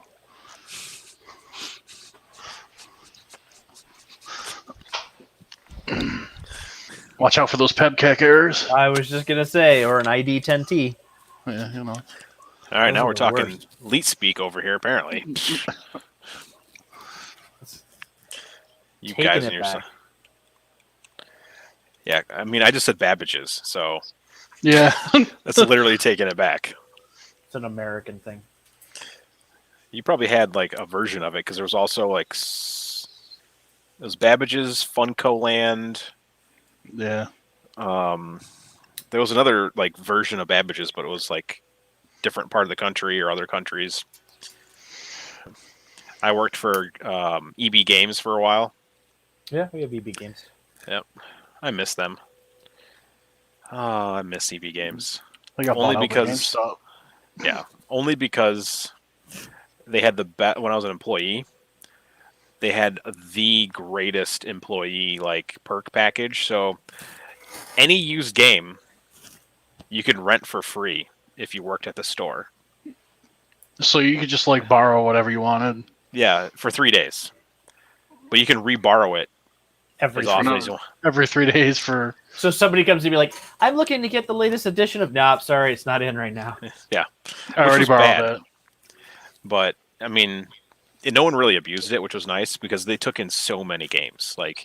And a lot of people will like buy like Halo and be like, "Oh, I don't like this game," and be like, "I guess I'm borrowing Halo today."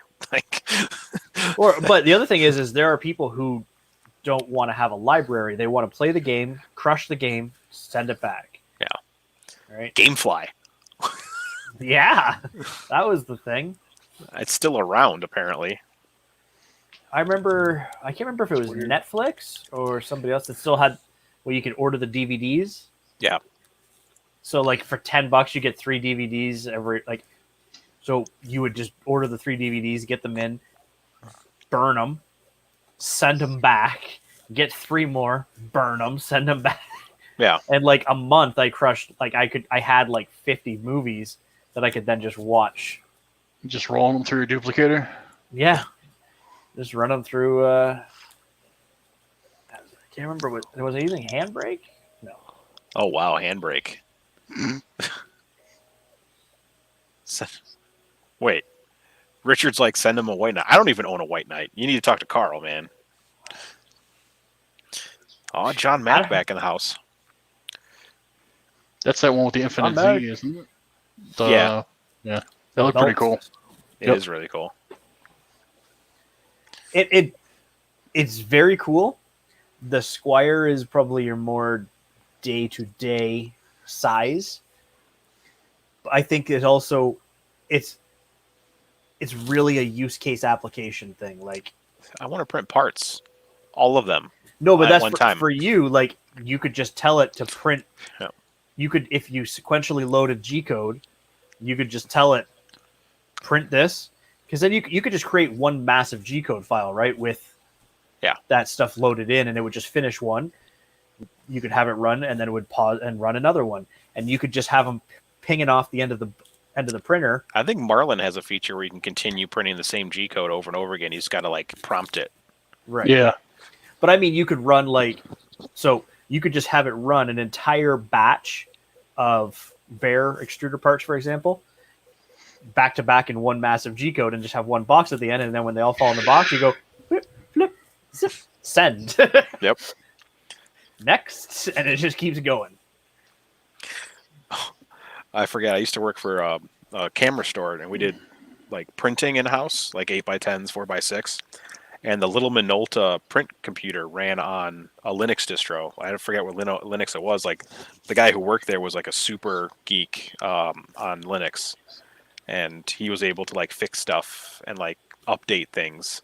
But actually ran the back end was all run on Linux, and I was like, that's neat. So we're making that full circle. First it was little 2D printers. Now 3D printers are run on Linux. I mean, one does already, or two do already, technically.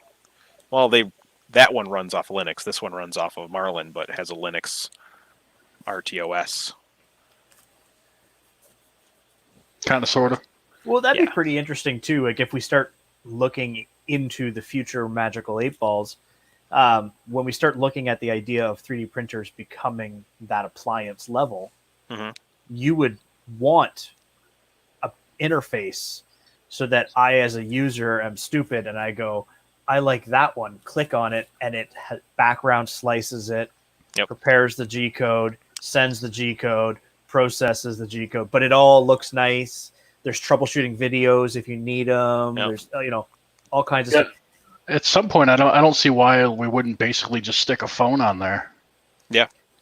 Well, look at the Raise model, like those Raise, the E2 printer. Videos tells you how to do everything. You got a problem, you push a thing, it shows you a little video on what to do. You first turn the thing on, it shows you a video on where to remove the screws to get the bed unlocked. And that's so crazy. Step in the right direction. And that's an industrial printer, like commercial grade. Right. And that'll, if you have that available, like, just because the average user needs to have all that available, they would then have like power user modes where I don't need to slice the G code through the machine. I know what I'm doing, or I try to know what I'm doing. Clearly, I can't print PET-G, but don't worry. Eventually, I'll do it for you. Because literally, the journey. Print too much of it. Yeah, just send me because you're using Prusa Slicer, aren't you? Yeah. Yeah, just send me your thingy. Yeah, you're on the Chimera, right? So it should be pretty close. Yeah, send me your thingy. I'll play with it. He wants to see your thingy. And play with it. Yeah. That's what I do. All day, every day. I was actually really surprised, though. I pulled a roll of filament that was sitting on that rack up there for a year, open air. Yeah. And it's like super brittle. If you bend it, it snaps. Printed perfectly. I do that all the time. Like, there'll be like all my rolls of Atomic are just sitting there wide open, and I'll be like, "Oh, I haven't used this color in a while." And I mean, by a while, I mean this is the old spool from like way back in the day, and I'm like, "Hope this doesn't break," and it just prints just fine. I'm like, "Yeah." I always find like the first, like whatever went through the extruder, be it on the like the Bowden systems are the worst. Anything that got work hardened snaps off. Like it's, but my room is not. There's one little window, so it's not a UV concern. I keep the humidity controlled in here. I don't keep PET-G out open on the shelf. That's just PLA. Yeah. Good question, Sean. Am I going to use the Neo Pixel bridge? I should be able to run this without the bridge. supposedly. And for anyone keeping track, back in the day, it was a Tuesday. Yes. Yeah. Tuesdays, always back in the day. Yep. It's always the Tuesday. So yeah, I'm gonna run it without the bridge. The bridge is for running like a lot of pixels, a lot of NeoPixels. Should be able to handle the 18 I got on here. So if it doesn't, you know what? I'm just gonna order a bridge anyway and just have it in case I need it. So If it doesn't, you'll make it. yeah, just keep putting resistors and capacitors on it until it works. At some point, something's gonna work. Just fix it till it's broken. That's all. If you can power stuff directly off the PSU, do it. Yeah, I could. I need 5 volt off the PSU. These aren't 24 volt NeoPixels. Yeah, but then you just get a Bucky. The Wi-Fi on the SKR is sort of plug and play, but you have to watch my hour-long video on how to do it. That's how plug and play it is.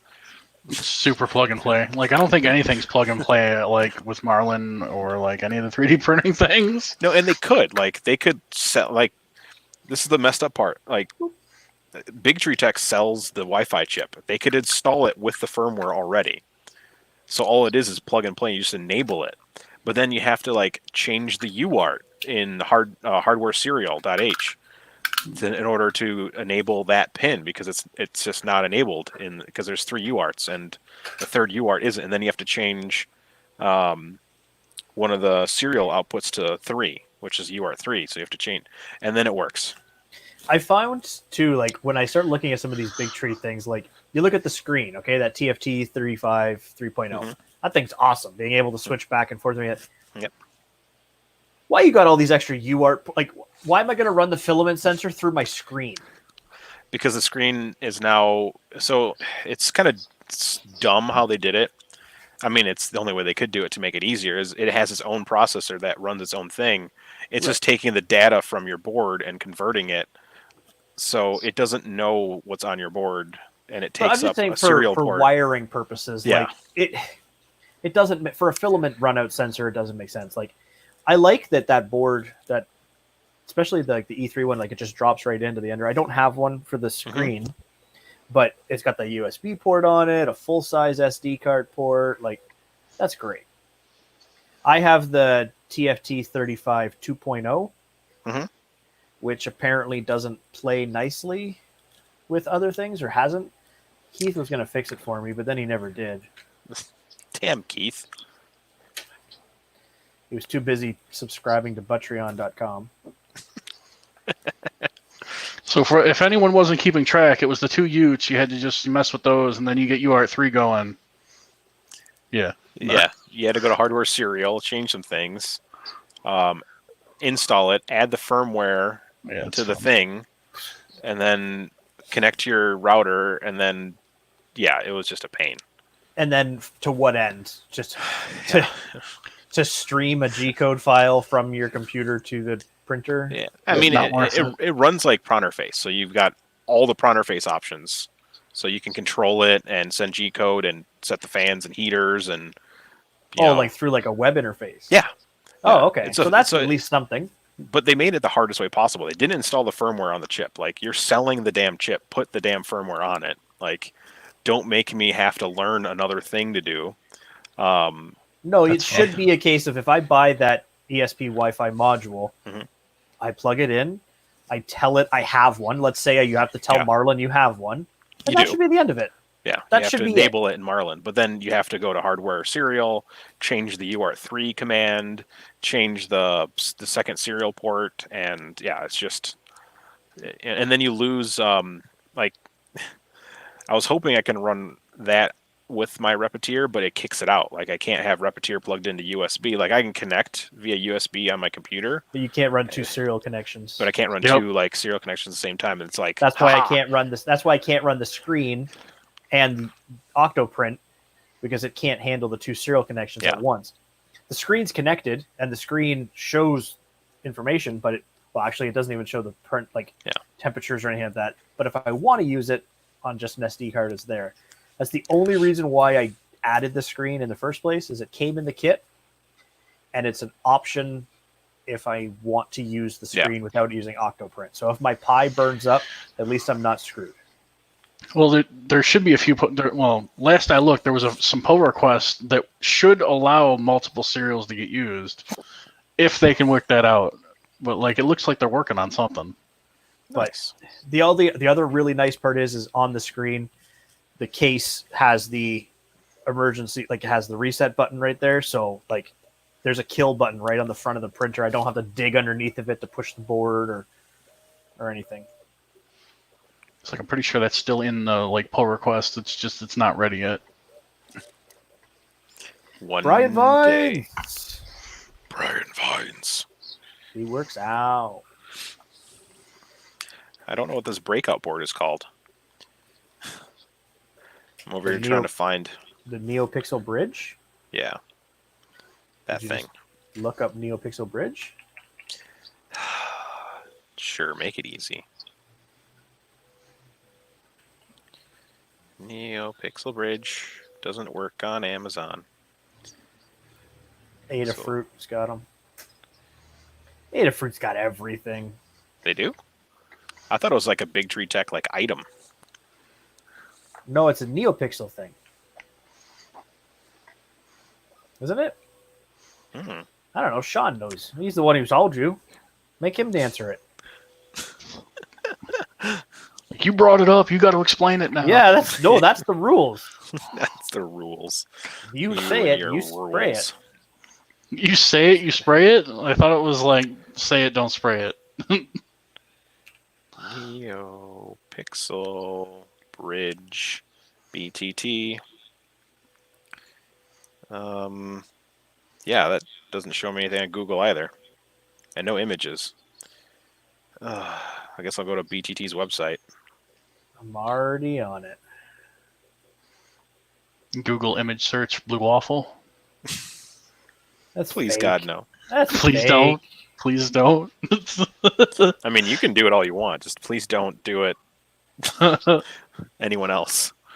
Or lemonparty.org. Yeah. That's right up there with Manitoba Snow Cone. Like, just don't do it. Just don't do it. Some things can't be unseen. Yeah. The other thing I like about Big Tree is that they've made all these other, the one thing they have made is all these other add-ons so that you can have that power delay. Like if the power goes out, it homes the printer. You can add that module to it. Yep. And I have one. I need to learn how to use it. Yeah. I figured out the it wiring. has just enough power to execute a G-code command and then move the extruder away and turn everything move the off. extruder away. It should let it cool down. But at least, like that's the thing is G-Tech just put out their A30T or whatever, and the video shows it power resume, and it's like, boop, power resume. Whoop. No, it doesn't work that way. The power stopped. It's stuck. My favorite part is the touchscreen has a safety keypad on it, so you can like lock out other people. Yeah, that's good for like if it was an enclosed printer, then it could be used in educational spaces, and that's a great option. But it's not an enclosed printer, and no educational facility in almost anywhere in the world lets them use non-enclosed printers. This makes sense. Hey, RCCNC, you want to join us? I'll send you a link. Brian Vines. You want in, Brian? I already sent him a link. He can hop in anytime. Get in here, Brian. Get off the elliptical and grab a whiskey and get in here. He was just like, nah, dude. No. Or just grab a whiskey on the elliptical and join us. Get on it. Don't spill your whiskey. Do you have one of their mini UPS modules? Is that the one you're talking about, Chris? So you have one of those? The tiny little with all the like caps on it. 5 caps and a couple pins on it, and that's it? Yep. Yeah. That's my goal is to get that working. Like a mini oops. Yep. Yeah, they're not expensive. I think they're like $12. Yeah, something like that. And it's just a little mini. This one's 12 volt. They have 24 volt one, but it. Yep. They've got a couple different ones. They got one that has like 8 caps on it. Yeah, It depends, but it just plugs into the board and it just goes. Mm-hmm. It just chooches. Just chooches. Yep. Is it Skookum? I have no idea. Asking the wrong guy. The only downside to some of these power resume things is that, like, it's good if you're not looking to get, like, if your surface finish is not what you're after, but actually finishing the part is. Mhm. Power resume is fantastic because it can get out of the way. But when you start it back up again, you're going to have to make sure it's not just going to purge into itself or have a while it's heating up again. Just let that huge long string dangle off of it, and then DC module. That's what it's called. It's not called a bridge. It's called a DC mode power module. It's like that whole power loss resume feature has been kind of a gimmick thing. Like anytime I've used it, basically my print is just garbage. I might as well have started over, or just like printed the second part and glued it together. It's like, Because you could just see, Sean just posted the name of it.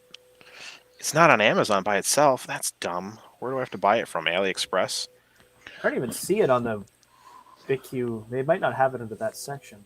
I'm looking at the expansion boards right now. Let's see.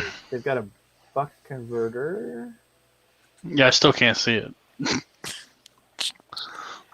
Put your magnifying glasses on, bro. It's like I'm looking at you on a 4K TV. Like it's just, and it's only a couple feet away. Like, Let's see here. It'd be nice too if the SKR boards could have the option for just plugging in an NPC. Yeah. Instead of having, like, what is going on with my freaking camera? autofocus. But like bad autofocus. It didn't like you. No, I didn't even. But being able just to plug in like anything other than a BL Touch would be nice. It's true. You know, there's a port right there for it. Like there's 3 pins for the Z. Well, all of them have 3 pins, but there's right there. Like, why couldn't they just provide enough power to that pin and be done with it? No, not allowed.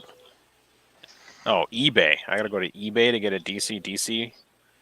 Let me open up my eBay. I haven't ordered anything on eBay all year yet. eBay. Looking for an AC/DC album? What? Yeah, DC album, yeah.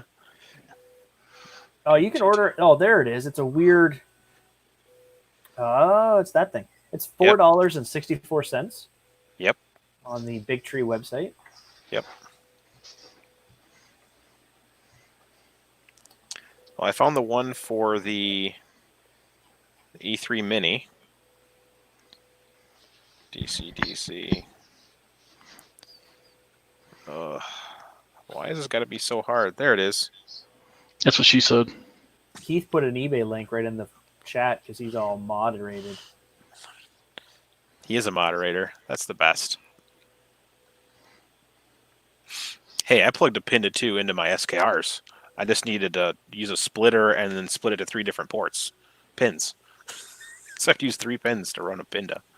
It has four wires to it. What's up, Tanner 3D? Whatever works, I guess. Yeah.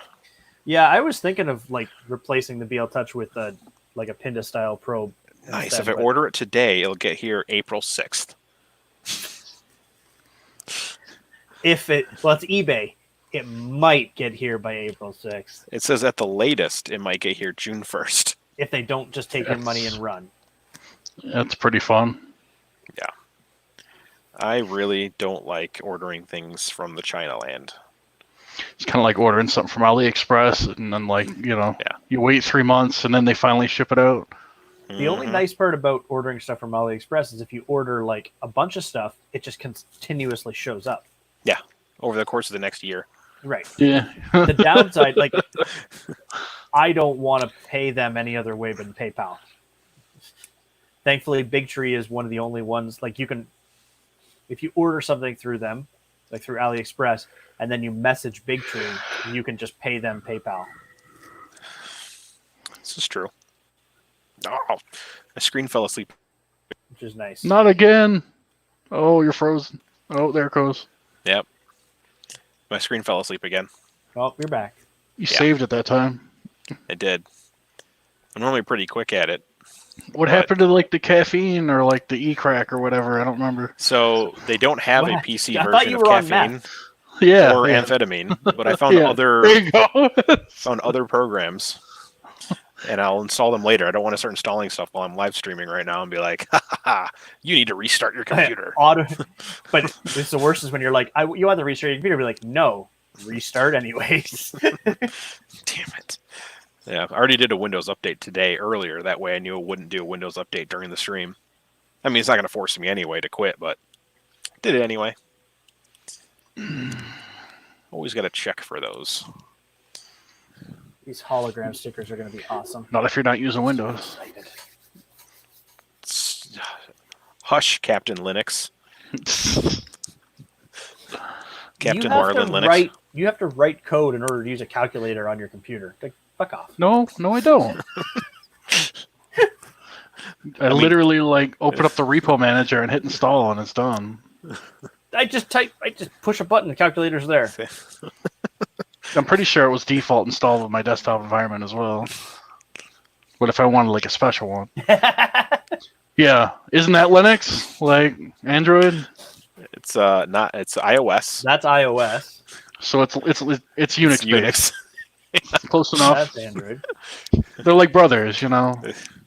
Brother from a different mother. Like that's all. Ooh. Washout. I have that special calculator that you can take pictures of, and I'll do the math for you and show you how it's done. This one's got the Photo math. length converters, everything built right into it. It's got those link converters. Because what would you possibly use that for? Well, it's got all the different converters you can do in it, like How many millimeters is this? length, volume, mass, speed. In inches, how many millimeters is this? Like a care nut. It sounds so much more satisfying in millimeters. You're a millimeter. Yeah? Yeah. 3 of them. Only Whole 3. 3? Let me bust It's up like my. It's like 25.6 for an inch. Like it.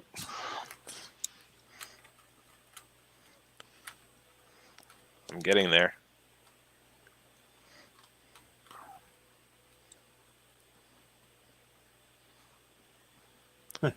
Quick, push the button. Inches. Yeah, inches. Boom. There you go. There you are. That's you. All right, convert them. Yeah, convert me. It's like I am squishing your head. Like You are an You're- integer of nothing. 15 1/28. yeah.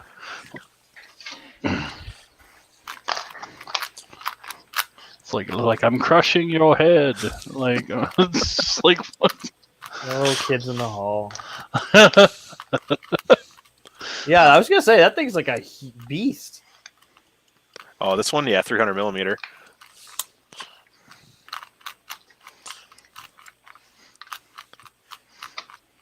You can just ask Siri to convert stuff. Yeah, Siri, convert 3 millimeters to inches. Oh, wait. Hey, Siri, convert 3 millimeters to inches. 3 millimeters is 0.12 inches. Hey Siri, order all the things.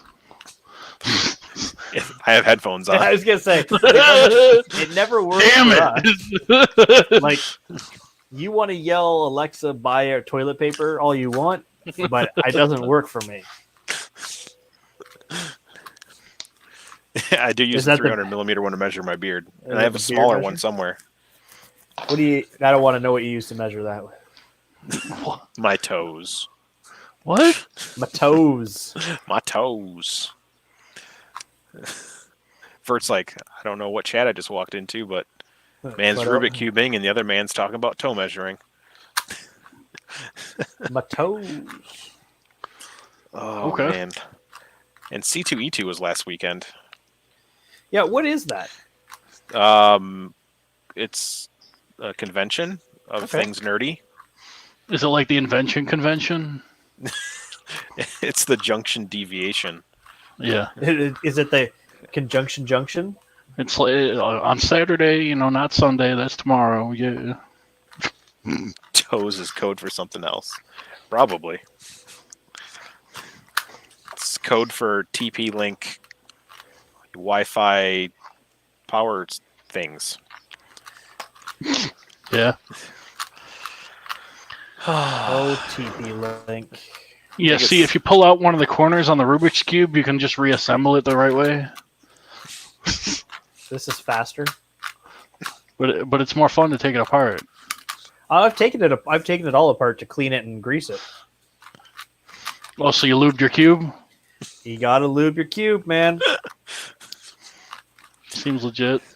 I mean, if I owned a printer that was cube-shaped, I would lube it. You lube your cube? Right now, I'm lubing Right now L's. Right now you're cubeless. Yeah, my Ender 5 is sitting on the floor over there waiting for me to fix it. Look at that. He fixed it. And this isn't an original Rubik's Cube, not one of those fancy magnetic speed ones. What? We'll So have to get if one you for want to Christmas. use one of the regular ones, you gotta lube it up every now and then. Lubik's Cube. Rubik's Cube. Every time you solve it, it just shoots lube everywhere. Like, yeah! Or is it the Lubix Rube? There we go. Like, for consensual coitus, you Solve both have for to X. solve. You have to solve a Rubik's Cube together. Okay. I guess like a whole lot less people are going to be figuring that out. I don't know. It took me 3 days to figure out how to solve this thing by watching some YouTube videos, They help. learning the algorithms, memorizing the movements, then muscle memory to do it. But like I could kind of get behind like that being a requirement though, because then we possibly have smarter people. Like, Or at least people who watch YouTube videos and pay attention. Well, Yeah. my one buddy's like, "Why do you even bother with that?" I'm like, "Because it gave me something to learn." because you And- could. So I have a 2x2 Rubik's Cube, which is really hard to solve, and I have a 4x4 Rubik's Cube as well. Jesus. You need the triangle one. So this one I haven't I didn't master it enough to remember it right now how to do it. I'd have to rewatch the video to kind of remember. But what you have to do is you solve the middles first, and then it treats it like a regular Rubik's Cube. Nice. Yeah, I remember watching the one of my favorite subreddits is Outside. hold on. Yeah. One of my favorite subreddits is Instant Regret. And it's the guy who built like that 100 by 100 Rubik's Cube, like 3D printed it all, and he's like putting it together, and he tried to turn it, and then it all exploded. And he just like, So there's a bunch of those cubes where they're just these massive balls of, and people go to solve it. Like there's real ones that are like that, right? They go to solve it, and it just goes whoosh. Yeah. Not even after all the time of trying to print it or anything. So I don't know. I like my $3 regular run-of-the-mill Rubik's Cube. It I'm gonna try that satisfies my new brain. MMORPG called Outside. I hear it's got like super realistic graphics. I hear the lag is brutal. Yeah, yeah, and the quests are really hard. yeah, And getting gold, not easy. Yeah. yeah. And don't even think about the health, like your health potions on that one. Like they're expensive. Oh, potion. There was that one guy like Everyone's Green drinking Patch. Robitussin and NyQuil because it's the right color. I got green mana. Yeah, I got to get my mana up. Where do I find my mana? The He's got- NyQuil.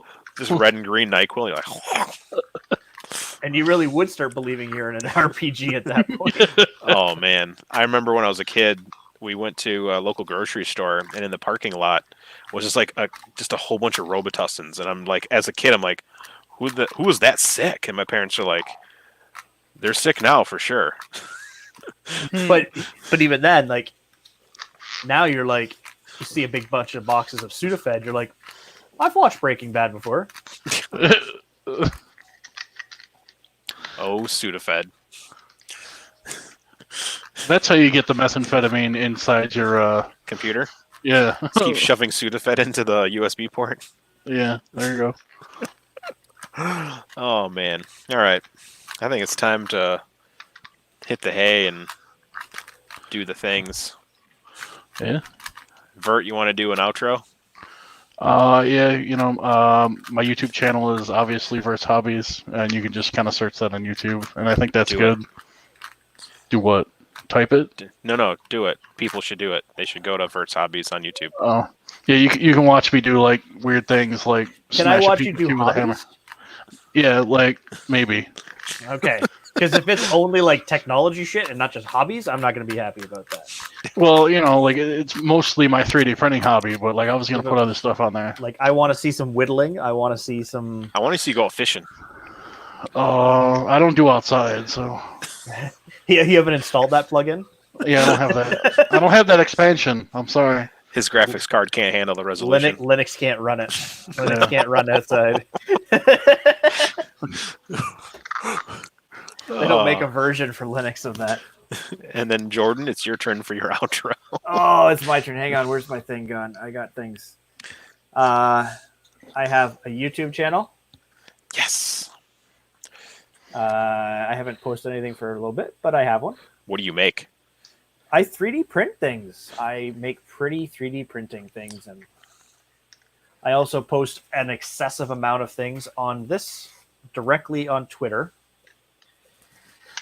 You will see everything and anything that I make, or random conversations that Chris instigates with who knows who.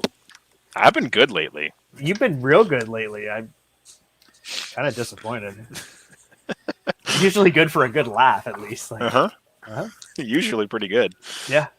So if anybody doesn't already follow me on Twitter, please follow me on Twitter. You can see all my cool stuff.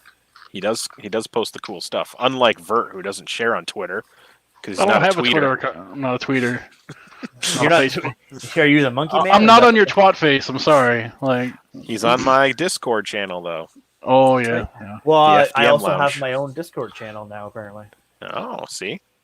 But I make pretty things. Yeah, I do that too. I think we all do. Although that's pretty cool. Oh, the Fotis. Fotis Mint. He's I gotta been- get him back on here. Oh yeah, I did that too. Yeah, we got it. The problem with him is he's way in the future, so he's already. It's tomorrow is he waking there. up now, or is he sleeping? He's the tomorrow people. He is the Tomorrow People. He's 8 like hours Australia, from now. Oh, but less. Yeah, so it's 8 a.m. in Greece. Oh, he should be on then. Just stay up late for us. That's the problem. So it's either too late for us, or too early for him, or Yeah. too late for him, too early for us. Yeah, I try to mix up my streams. Like I'll do a noon stream to get all the UK and whatever, and then I'll do a late night stream every once in a while for everyone in the US that's like not at work. Well, let me know next time you're doing a daytime stream, because I get bored. Yeah, I do them every once in a while. It's Oh, mostly thanks, like I'll Keith. work on my printers. Oh, Keith look at with that. his modding abilities and linking people. Look how He's such a nice good he mod. is. That's why you should get him on stream sometime. We can talk about Marlin and the beta for the BTT. I would much rather talk to 022. him about those sweet ass ABS or AB PC prints he was making. Those things are crazy good. Yeah. Forget Just- Marlin. That's boring. Nobody cares about Marlin. yeah. Nobody cares about Marlin. Nobody. I know. Like, I don't it's use terrible. it. Do you use Like it? nobody used it. There isn't like 8,000 some forks of it. No. I only use SmoothieWare. I Yeah. use pre-compiled hex files that Creality makes for me. I only use the finest quality industrial music. Like I just Oh, we've gone silly. Oh, He's gone plaid. he's gone Gone to to- play. yeah. Oh man, there's a good YouTube channel that does like 10 things you didn't know about this movie. They had one on Spaceballs and it was so good. It's like I love Half learning man? about. Half dog. I'm a mog. I'm my Yeah. own best friend. I'm my own best friend. Beat me to it. Oh yeah, and you should go to this is Keith B on Twitter. Because you know what? It is Keith B. Yep. Where's Keith A? Is my question. We don't talk about Keith We'll A. talk about What, that. what That was happened a to hard- Keith? What happened to Keith C? Like, He hasn't He's on the come way. yet. He hasn't come okay, yet. okay, Yeah, But if he's like you the haven't- Lazarus man. okay. But- Just checking. If you have an Ender 3 and you use Marlin, You thank Keith. Not Vert. Don't thank Vert for anything. Don't thank Vert Ender for 3. anything that's not G-Tech. Yeah. Well, like I did do some other things that weren't like G-Tech. Well, they're apparently just, the like, things general. you told us today, the things you've done have actually caused more headaches for Chris than anything else. Well, that could be said Safety about a lot of. features? Yeah, it's a suggestion, like, and it's not even what I actually suggested because, like, I wanted to just put it in as a configuration, and it ended up as a sanity check. But A sanity whatever. check that won't even let me compile. An Yeah. insanity check, you mean? Well, if you go to sanitycheck.h in the includes, you can just comment that out. Like, I'm a noob. I don't even know where sanity checks is. What folder? well, if you go into the Marlin folder in the include folder, like The there's a SRC sanity. and the core, and then the E3, Yeah. and then the Well, it's V3, not and the that driv, bad. and the lib, and the PI. No, it's not that bad. It's Marlin. It's pretty messy. It'll be okay. At least it's not Prusa Marlin, because every time I go in there, I'm like, That's all right. On my fork, I decided I was going to add a sanity check, so it verifies each of my configuration files that come from my fork. So if you decide to, like, just grab a random Marlin one and stick it in there, it'll tell you PEBKEC error. that's rude. Rude. Well, so many people kept doing it. It's just like, if you're going to use mine, use mine. If you're going to use source, use source. Like, I think that's. I'm pretty sure I'm running yours on this A10. could be. It usually says it at the boot screen. Oh, fancy. Oh no, I'm not a boot screen. I get rid of that crap. Oh, okay. I'm all about the end credits. Yeah, I want the after credit scene. After every print, it says beep beep boop bop beep beep boop. It's like, actually, if I'm thinking about it, like the actual A10 configuration, I only collaborated on with Fred 13. Fred 13. Can we get him on here? He sounds cool. Actually, we probably could. He's a Twitch streamer. He does like a DJ thing. He's twitchy. Nice. Yeah. If I talk to him, like, I've mentioned that, like, I do the whole thing like this before, and I don't know, maybe he'll join me. He actually lives down the street from me. I went and hung out with him before. In real life? Yeah, like, for real. He, like, IRL? literally lives down the street from me. That's No amazing. squeeze. Yeah, I have my neighbor Dan. He's not my neighbor, but he's my friend, and he has 3D printers, and we hang out every once in a while. We go fishing. That's cool. Yeah. It was just interesting that, like, the other developer for, like, he does a lot of the G-Tech stuff was just like, oh, you're just, like, right there? Wait, you went outside with your Linux? Yeah, just that one time. Just that Did you one bring time. a dongle? Yes, I did. It's strapped to his ankle. I may or may not have played with my dongle outside. Whatever floats your boat. And on that note, Spin a slice. Yeah, engineering. again, right? Is it back? Is it working? I don't It's think working. it stopped working. Okay, just making sure.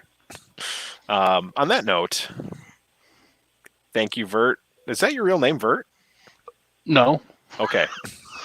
Well, you're going to be called Vert until I figure out your real name. Well, yeah. That's like, if you went to my my YouTube page and looked in the about section, you would see under my PO box my real name. He's gonna go look now. And then you're gonna have more questions because it's like extra long and like it usually gets abbreviated anyway. To Vert? Is it abbreviated to Vert? Please tell No. me. That'd be great though. His name's Vertical. Verton? Oh, Rexford. Yes, that would. That's be me. awesome. But usually it's just Rex. I dig it. So we got Rex. Thanks for joining. No problem. Jordan, thanks for joining. C-Dubs Nasty P, thanks for joining. Everyone, stay out of trouble. Print some things, and I think, Don't do anything I wouldn't do. yeah, definitely don't do anything I would do. Just don't do anything. Okay? Yeah. Stay at home. Put on your mask. Compile your Linux. Compile your Linuxes. Your Linux eyes. Your Linuxese? Linux? Linux? Linus. Lindos? Like that was a thing for a while. Oh man. Don't forget to play on your Ubuntu's. No, yeah, I think someone's streaming tomorrow night. 3D Viking and some other people, and then Saturday night is Buttram's late night stream, right? So I think, and tomorrow is it an F3 PCH? No, maybe. I don't know. First Friday of the month. You know what? There is streams all the time, anywhere. Check out people and find some streams. This is true. Yeah. I'll do this again soon, but until then, jolly printing. Machow.